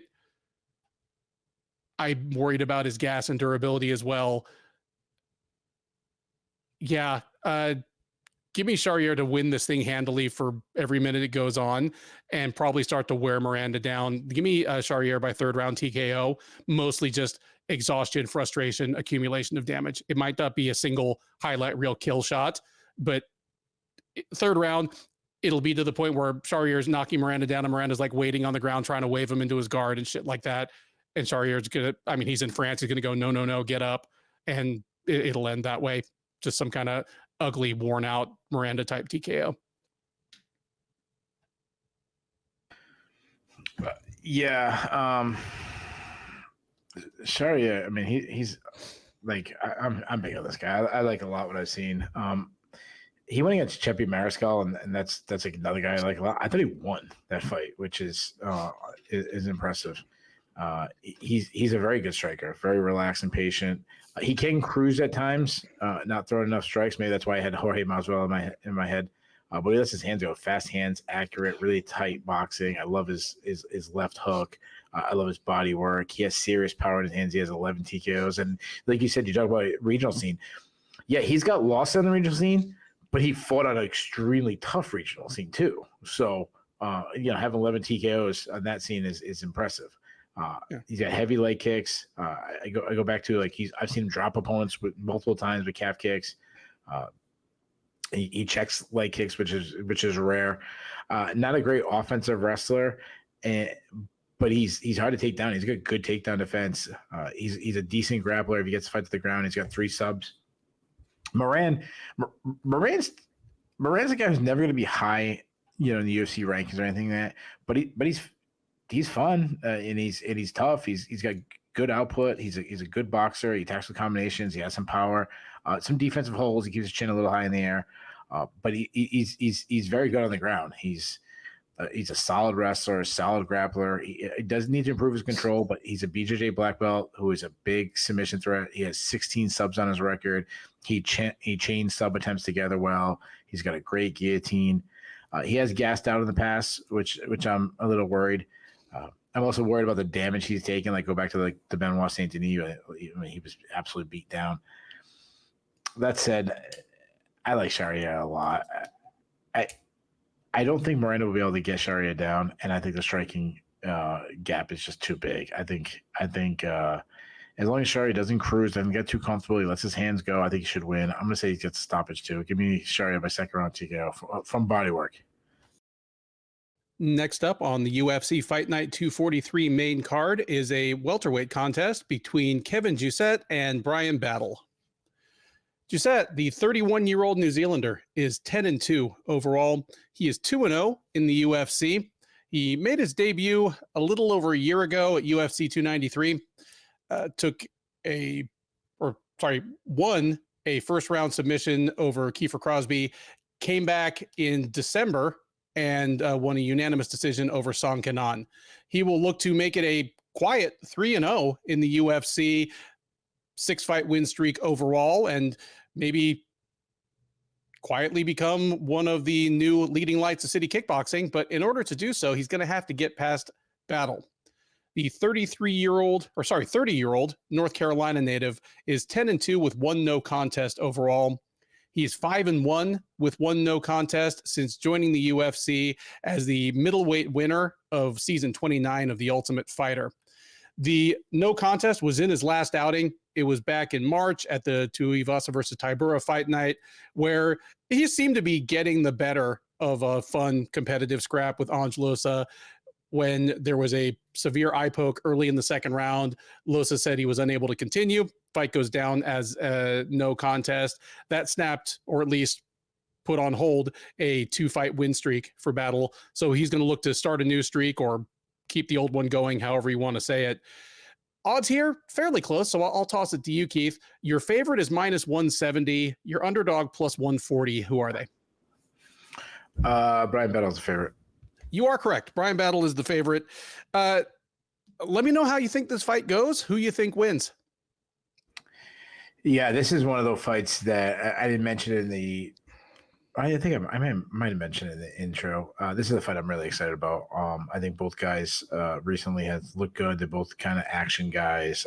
Both kind of sneaky guys in the division that if they can go on a run, I don't think it's a the realm of possibility that these guys could be ranked soon. Battle, obviously, Ultimate Fighter winner. He's big for the weight class. He's a high volume striker. I like how he'll save his energy and just kind of touch, and then he'll open up and he'll crack him. We saw it against like Gabe Green. He marches forward. He marches forward, but also still is good at keeping his control. Good variety of striking, mixes punches and kicks together well, has a really good kicking game, especially teep kicks. He hit a beautiful high kick in his last fight. He sets up he has this combination where he throws like a left jab and then comes across on the other side with a right high kick. Really good combination. He still keeps his chin a little too high in the air for me. And he rolls with punches. So if he doesn't get hit clean, he doesn't get hit clean, but again, I'm not crazy about that. but he showed a really good clinch striking in the past, dirty boxing. Even going back to like the Ultimate Fighter days, he beat up Andre Petrowski in there. Good takedown defense, good balance. When taken down, he's done well to work back to his feet.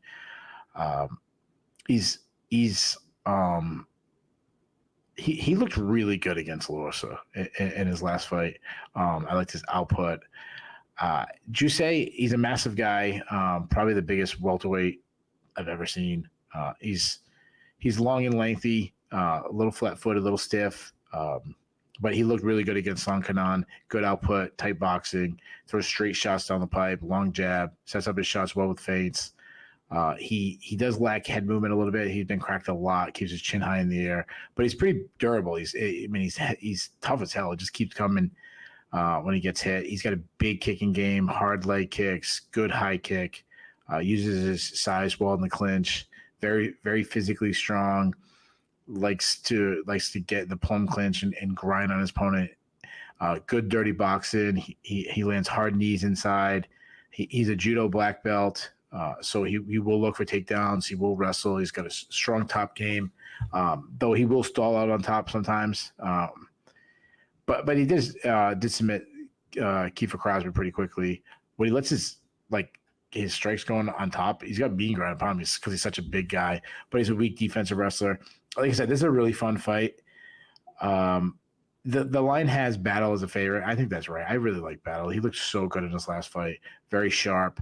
I think he beats up Jousset. He's just so much more technical. I think Jousset is going to walk into a lot of good strikes, maybe some deep kicks up the middle.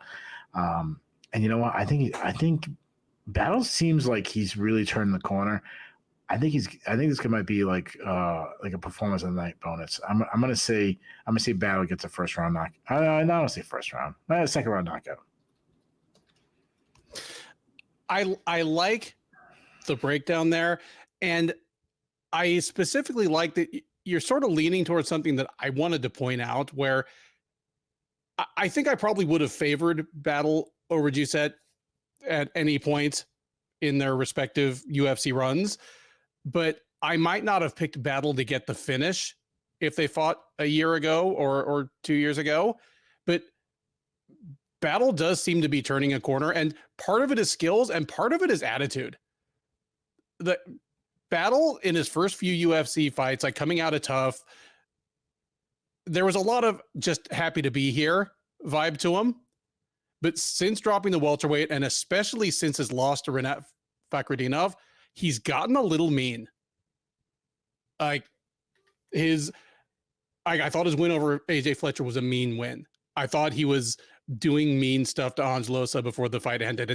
And after the fight ended, had a little chip in his shoulder that you would not have expected that from the guy he was on Tough, where, the ref is declaring it a no contest. Battle just looks around the ref and says, "I was whooping your ass." Losa loses his mind, and Battle just goes, "If you couldn't fight 5 minutes ago and you're ready to throw down now, then your ass was faking it." What a dagger. What the perfect thing to do and say. That was, I thought, just brilliantly crafted, trash talk by Battle. And I don't even know if it was rehearsed. That's just who he's become now. And it may sound silly for me to be kind of harping and expounding on that in the midst of a preview, but Keith already gave you the X's and O's. I think these are both good welterweights, but yeah, Battle had already been kind of turning into a different fighter at welterweight. I think he's just going to be grouchier and crabbier after the Losa fight. I'm with you, and I see no reason to make it a different round just to be different.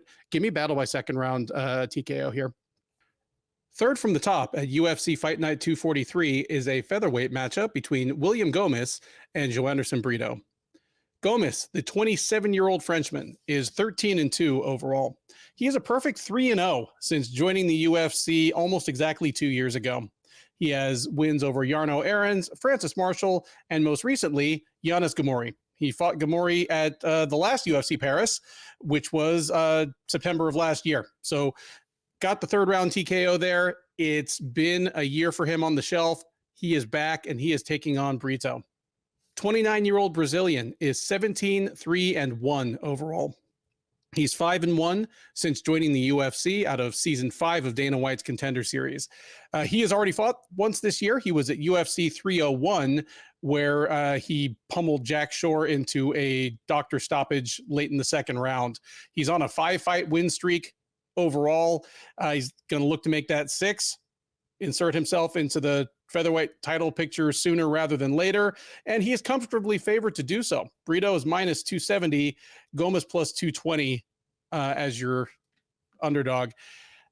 I get why the line is what it is. I kind of said about Perez Ziam that I've been pleasantly surprised at how well-rounded and adaptable he's become for a tall, lanky European kickboxer. Like, Gomis is pretty much cut from the exact same mold physically. Yeah. In his late 20s, he's a 6-foot tall featherweight who's almost all legs. And even more so than Ziam, he wants an outfight. And when he gets somebody who will oblige him with one, he's very impressive. Like, that's always the case with your European kickboxers. The question is always, how will they react to being put on the back foot? How will they react to people persistently trying to take them down? How will they react to fighters that are shorter than them and maybe not as technically skilled, but just have the determination and toughness to bull their way into short range? Like, how are they at dealing with that?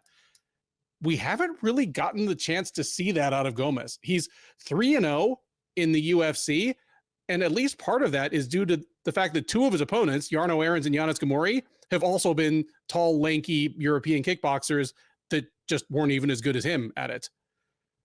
Francis Marshall coulda, shoulda been a good test. I mean, Marshall was undefeated at the time. He's definitely a grappler. And Gomis did okay, but I'm not sure yet whether that's just that Marshall was never that good or that Gomis actually has the potential to become a well-rounded enough mixed martial artist to become an actual contender at 145. I do feel pretty strongly that he's not going to have enough to get past Brito.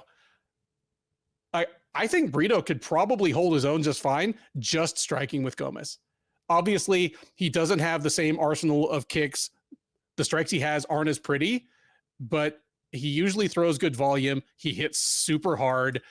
He usually throws in combination. I could see him giving as good as he gets in a kickboxing match with Gomis, especially considering that Brito will probably be coming forward, forcing the issue, making Gomis either back up or circle out to keep his preferred range. But when you add to that the fact that Brito is a very good submission artist and has vicious ground and pound and is like physically just an absolute tank at 145, he just has way too many avenues to victory. Just the fact that, the Gomis has to be aware of that. And so he's going to have to react to Brito's, any feinted level changes, things like that. It's just going to be too much for him to handle, I think. And Brito, yeah, he's on a fantastic win streak since dropping his UFC debut, but even more impressive than winning 5 straight fights at featherweight is that they've been against kind of better and better fighters. I mean, wrecking Jack Shore is a hell of a win. The Gomis fight is almost I'm not going to say almost, it's definitely a step back from that. Even if Brito doesn't fight to his absolute best advantage, I still think he beats Gomis. Like, I'm on a card with like a minus 800 favorite and a minus 700 favorite on it. This is actually the fight where it's hardest for me to envision plausible routes to victory for the underdog. Because even if Brito just gives Gomis an outfight, a kickboxing fight, I doubt Gomis is able to starch him with one shot. So even if Gomis wins there, he probably wins like 2 rounds to 1 or something. And that would be Brito just fighting to his absolute worst possible advantage. I think Brito will probably strike for a while, but I think he'll try to get inside, maybe clinch with Gomis, run him to the fence and take him down from there pretty quickly. And Gomis has been improving on the ground. I mean, he fought off some takedown attempts from Marshall and got back up a few times. I could see him not just completely crumbling the first time Brito takes him down, but I think it's going to wear on him quickly. Give me Brito by, I'm going to say TKO ground and pound early in the second round, but a submission wouldn't surprise me there either. Yeah, this is a really intriguing fight, and I definitely agree that this might be a step back for Brito. It's definitely, obviously, name value wise. Though I do think Gomis is a good fighter. Gomis is like an all the way in or all the way out fighter. He's a southpaw. You mentioned he's a very big guy, long and lengthy. On the feet, like he's a good striker, but sometimes he can be a little low output. He also carries his hands low, but he's a good counter striker from distance, quick hands, got a lot of power, good kicking game, teep kicks to keep his distance, throw out the occasional spinning attack. But what I said about him is he's all the way out, all the way in. When someone is closing the distance on him, he starts to wrestle. He wrestles a lot. He's got a good reactionary double when he's being pressured. But I wouldn't say he's the best wrestler. He doesn't control well on the top. He showed good takedown defense against Francis Marshall, though I think Brito's a much better overall grappler. But if you take him down, he struggles to get back up. Brito, I mean, he's a guy he looks so good so far in the UFC. Well-rounded. He's a very high output striker, constantly on the gas, marching down his foe, beating him with pressure. He can be wild because of this, but he's fast, man. He's fast. He's explosive. He's got a nice jab. He follows with big bombs behind it, mean hooks. He hits really hard.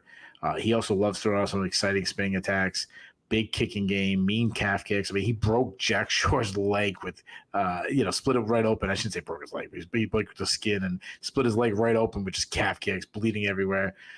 He's a very good wrestler, likes takedowns from inside in the clinch.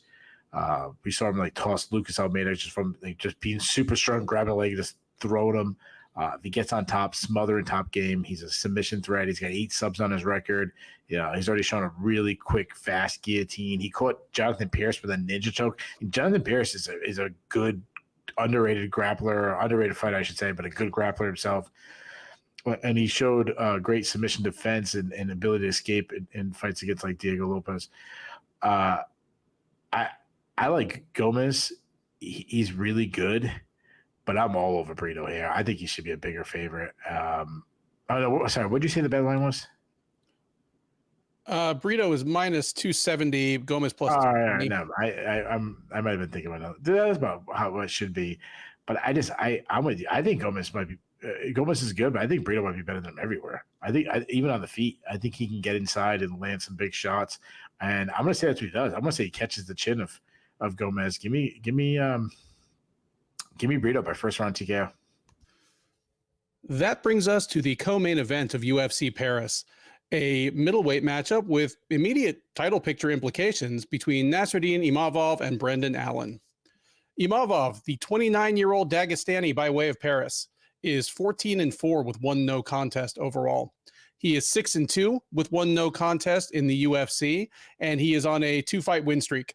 He had the no contest with Chris Curtis last June after they had a clash of heads in the second round of a fight that he did appear to be winning, but they never remade that fight. Since then, he has wins over Roman Dolidze and Jared Cannonier. The most recent of those, the Cannonier fight, was back in June in the headliner of UFC on ESPN 57. Here, in front of an adoring hometown crowd, he will look to make it 3 in a row, cement himself a potential title challenger sooner rather than later against a man in Allen who will be looking to do the same.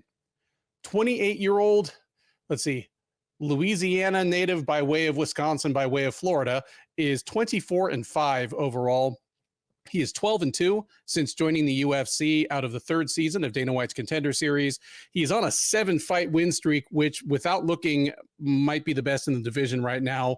He's already fought once this year. He fought Chris Curtis, in fact, in the headliner of UFC Fight Night 240 back in April. So he'll look to make it 8 in a row here. Again, continue to make himself kind of undeniable as a potential title challenger. He's not favored to do so. Imavov is your moderate favorite. He's minus 220, Allen plus 180 coming back. Keith, you mentioned this is a fight that could easily have been a main event. I mean, hell, both of these guys, Allen and Imavov, were the headliner in 3 of their last 4 fights. There you go. I mean, there you go. They are very much used to being Fight Night headliners, and it's not like either of these guys have fallen from grace. They're both working on win streaks. Yeah. It's probably just that one, Moicano has the best name value of anybody on the card, and Saint Denis. That's pretty much it. No. I think because Saint Denis French, they want him to headline in France.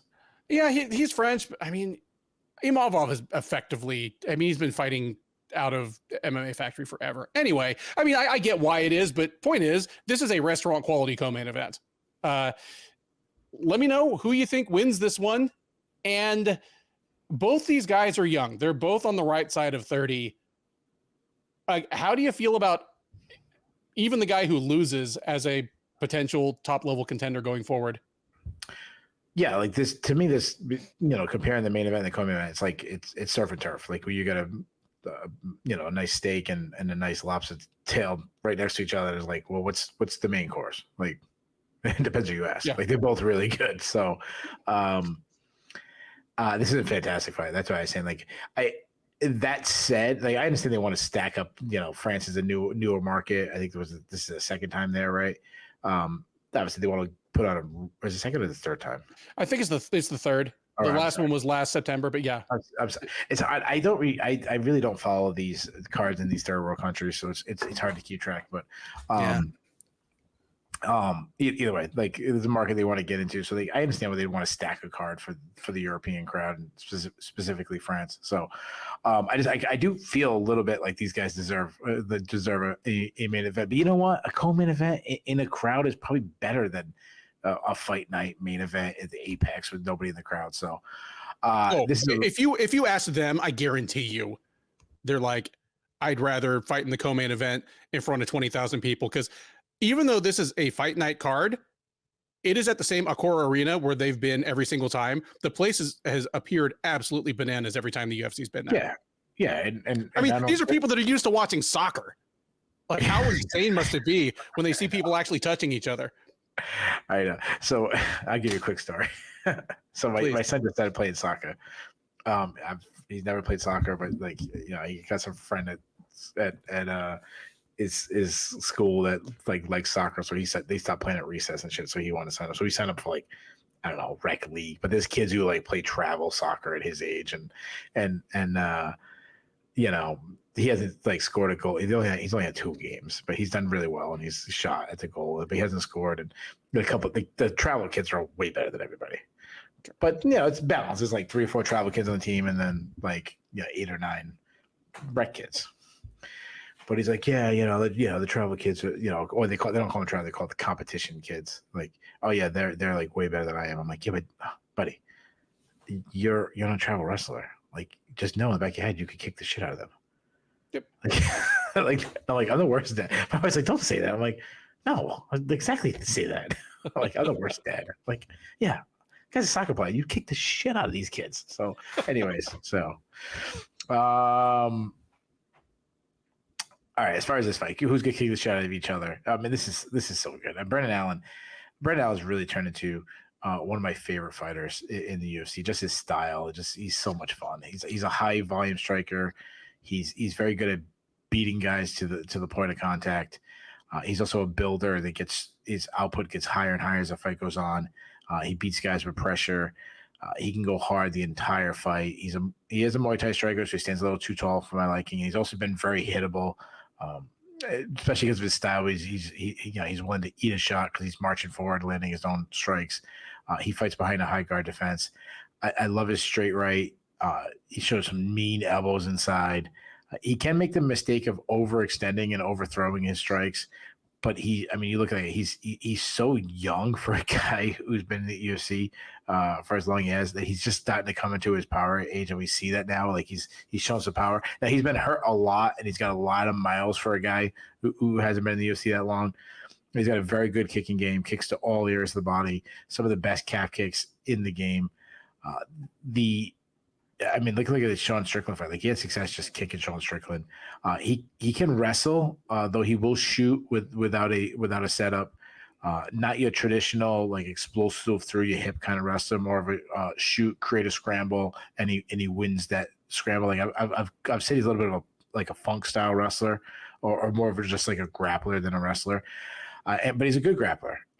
Good ground and pound, good BJJ. He advances position on the ground. He's got some slick back takes. I mean, he subbed Andre Muniz. I mean, some of that was beating him with cardio, but still, like he subbed Andre Muniz and swept him too.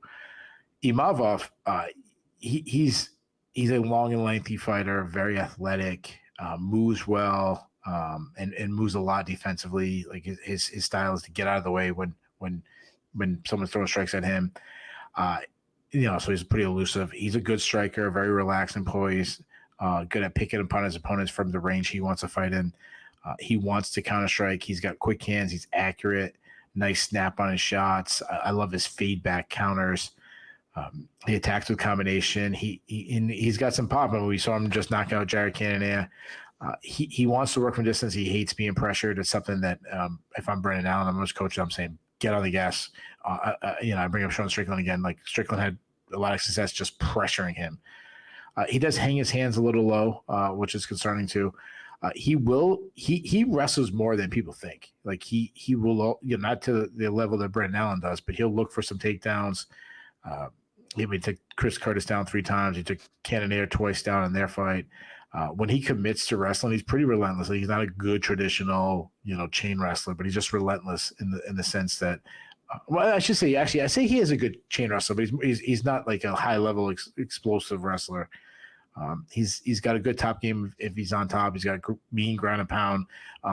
It's been a while, but like go back to like the Ian Heinisch fight and Mishibazi fight where he just batted them with ground and pound. He has a submission threat, and he's hard to take down himself. This is a really fun fight. If this fight was 25 minutes, I would feel much better about picking Brendan Allen, just because like his game is so like. We talk about all the skills of Brendan Allen, his pressure, his ability to dig deep. He has that like grit in him. A little, he's more technically sound than Dricus du Plessis, but like a little bit of that Dricus du Plessis in him, where it's like he thrives in the tough, like close battle pressure. Being that's only 15 minutes, I don't think Allen's cardio advantage would be as big of an impact that it could have been in a 25-minute fight. That's why I'm leaning Imavov. I think he's the cleanest striker. I think he uses his footwork to keep his distance, land some shots, maybe sneak in a takedown if Allen like over lunges. I think both guys will have moments. Both guys will have big moments too. But I'm going to say Imavov by decision. I love the breakdown there. And obviously I love the fight. And I like that you mentioned the dynamic of this being a 3 rather than 5 round fight, because I was thinking something similar. Like, I mentioned that these guys have both been in Fight Night headliners in 3 of their last 4 fights.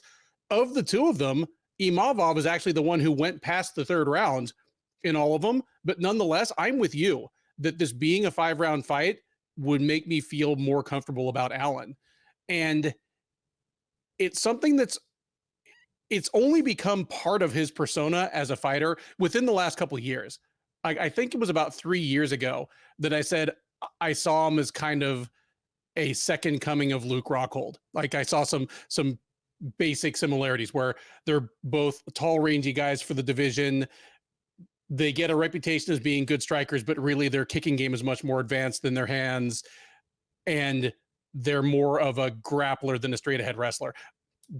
It doesn't hold up as much anymore. Allen's just become a better and more willing wrestler as the time has gone on. But more importantly, you mentioned like him beating Andre Muniz. He wore him down and, like tapped him out late, but you could see him growing in strength and Muniz getting more and more tired and frustrated as the fight went along. Just the fact that, he beat up Paul Craig and tapped him out, in the 3rd round, which is normally when Paul Craig starts looking to do his magic. Allen has a kind of dog in him and a kind of dig deepness to him that, as great as he was, Rockhold never really had. Like it's hard for me to think of fights where Luke Rockhold overcame a ton of adversity and snatched victory from the jaws of defeat, or like wore down, a more skilled opponent over 3 or 5 rounds. Like that's like Ailin is developing into a different fighter, just kind of a unique one and a better one than I expected. I think I've owned up to this before, but I don't know when I decided that Brendan Allen was a busted prospect, but I was wrong, and I was working off of really, really insufficient evidence. Yeah, he's a fantastic fighter who just came to the UFC really young, really green, and is kind of grown up before our very eyes. All that said, I think at least at this point in their respective developments in this arena, in this 3-round fight, I agree that a lot of the edges go to Imavov. I'm leaning Imavov by decision here as well, but I am not almost 2.5 to 1 confident about it. I think this is probably going to be a super competitive fight, and I could see it being a split decision. I could see it being, it's a unanimous decision, but all 3 judges gave 1 round to Ailin, and none of them agreed on which round it was that he won. Like just one of those fights that's that competitive from round to round. If honestly, I could easily see the winner of the main event getting a performance of the night, but I have the feeling that this is going to be the fight of the night. Fantastic fight. I'm leaning towards Imavov here, but would not be shocked at all if Ailin gets the win. And if you tell me on Sunday morning that one of the 2 guys got a finish, I'd probably lean towards Ailin. But yeah, give me Imavov. Yeah, so would I. With that, we come to the main event of UFC Fight Night 243. A lightweight clash between perennial 2-division contender Renato Moicano Carneiro and rising French star Benoit Saint-Denis. Moicano, the 35-year-old Brazilian, 19-5-1 overall. He's 11-5 in the UFC. He is 6-2 since moving up permanently to lightweight a couple of years ago. He's on a 3-fight win streak, dating back almost 2 years. He has over that time, a first-round submission of Brad Riddell, a unanimous decision win over Drew Dober, and most recently, at UFC 300 back in April, a second-round TKO of Jalen Turner. He will look to spoil things for the hometown Paris crowd, extend his win streak to 4, earn himself the opportunity to give another delightfully unhinged post-fight interview. In order to do any of those things, he's going to have to get past Saint-Denis. 28-year-old Frenchman is 13-2 with 1 no contest overall. He's 5-2 in the UFC. He made his debut at UFC 267 almost 3 years ago. He was a short notice COVID era replacement, up a weight class at welterweight against Eliseu Zaleski dos Santos. He made it to the final horn only because the ref in that fight was a complete incompetent, but it was pretty much everybody's beatdown of the year for 2021. He came back from that inauspicious debut to win his next 5 fights in the UFC, all within the distance, beating Nicolas Stolze, Gabriel Miranda, Ismael Bonfim, Thiago Moises, and Matt Frevola before running into Dustin Poirier this March at UFC 299. At that meeting, he was getting the better of things until about halfway through the second round when Poirier turned on that magic one more time, got a rousing knockout win, reminded everybody who he was. But Saint-Denis doesn't seem to have lost too much of the shine in losing to an all-time great, as he is a comfortable favorite to get things done here and get back on track against Moicano. Saint-Denis is out there around -275, Moicano plus 225. Keith, I'll flip this to you.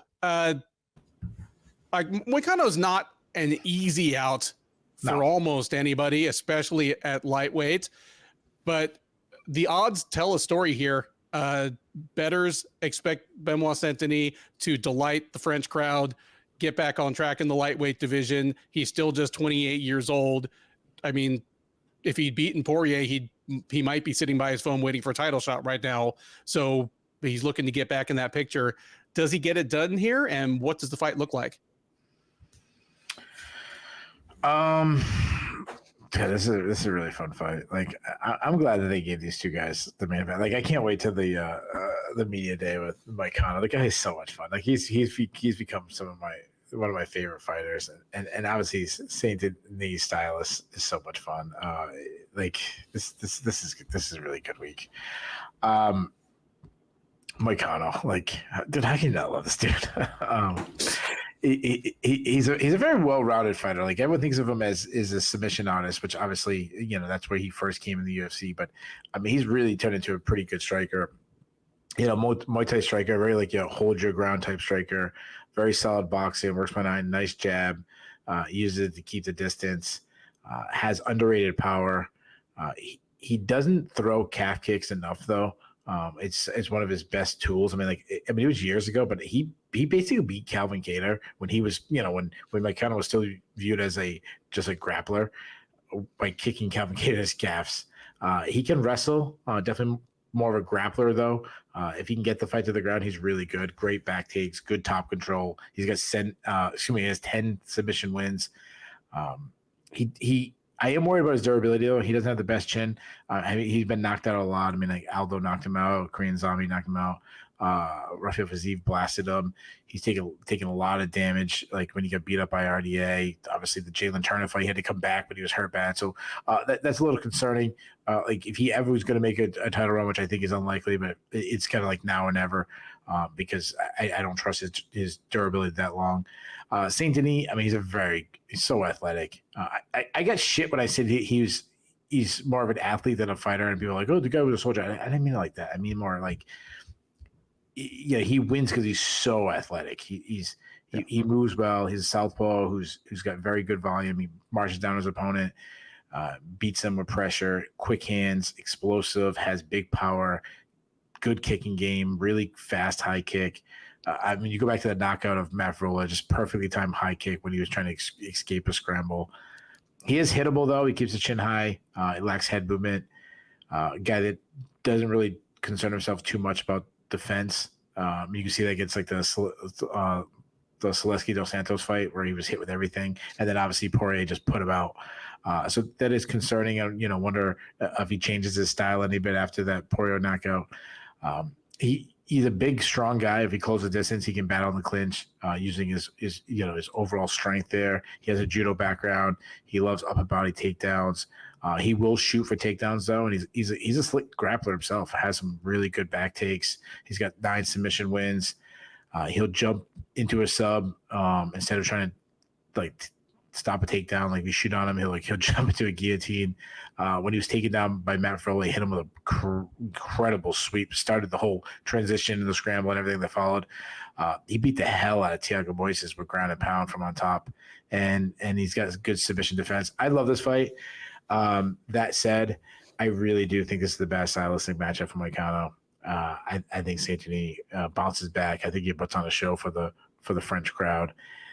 Turner blasted Mike Conor and couldn't finish him. I think it's going to be the same situation here, but I think Saint Denis is going to finish him. So I'll say it happens in the second round this time. Give me Benoit Saint Denis by second round TKO.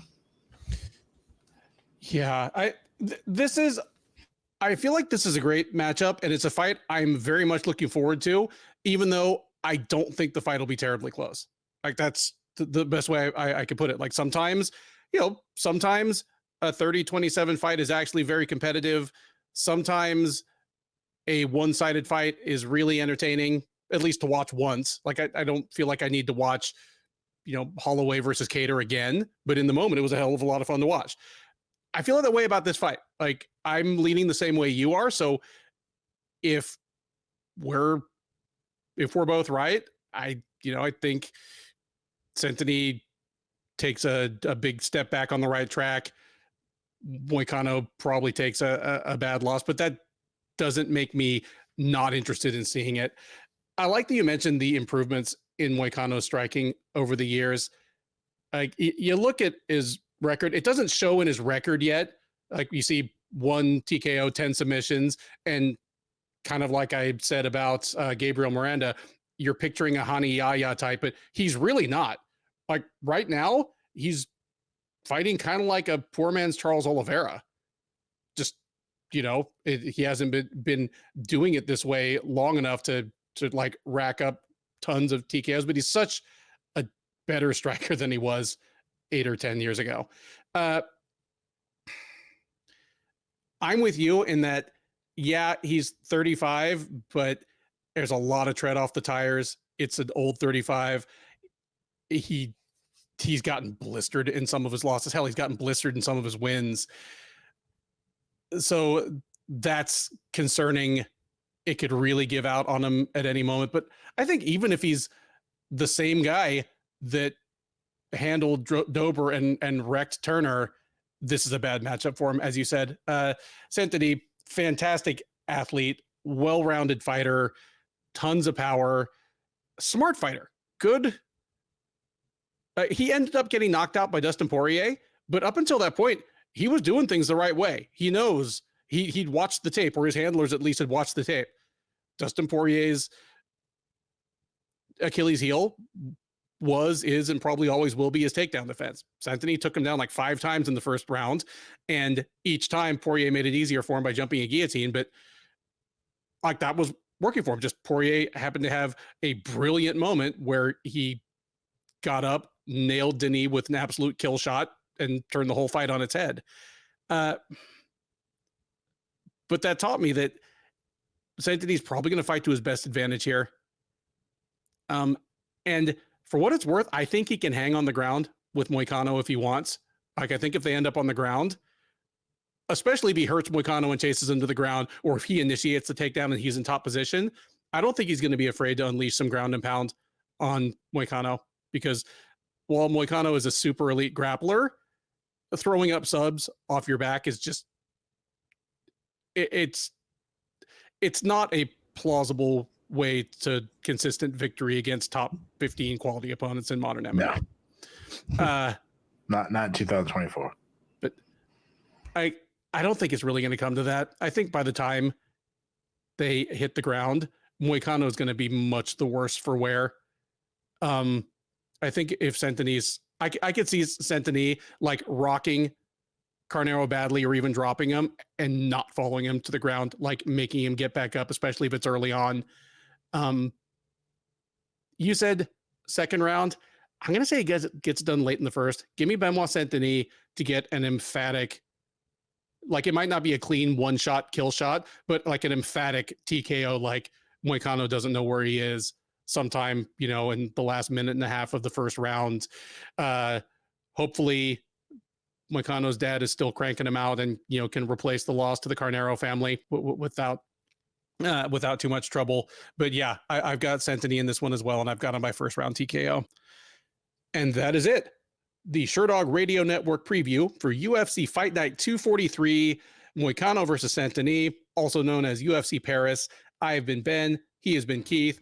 If this is your first time watching or listening to one of our previews, thank you. We hope you've enjoyed it.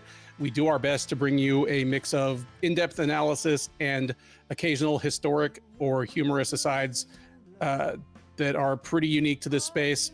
If you enjoyed it, please, give us a like, subscribe. Neither of those things cost you anything, and they make our bosses happy. They allow us to keep bringing you this content free of charge. Drop us a comment. Keith and I both man the comment section. We would love to hear your take on these fights. If you think we missed out on any obvious picks, any obvious upset value, let us know, because if you're right and we're wrong, we will definitely give you all the credit. In order to get the credit, though, you have to join us for the recap. We'll be live on the Sherdog YouTube page right after the main event. Keith takes the captain's chair. We will talk about all 14 of these fights from the top down to the bottom, going over what was good, what was bad, what was surprising, what was controversial. There's always something. Talking about what's next for some of the notable winners as well as losers, and talking with you. The live chat is open that whole time, so we are taking your questions, your comments, and your hot takes in real time. We have a growing community of friends that hang out with us after the fights, and we would love for you to be part of it. Between now and then, thank you once again for listening. Enjoy the rest of your week, and by all means, enjoy these fights.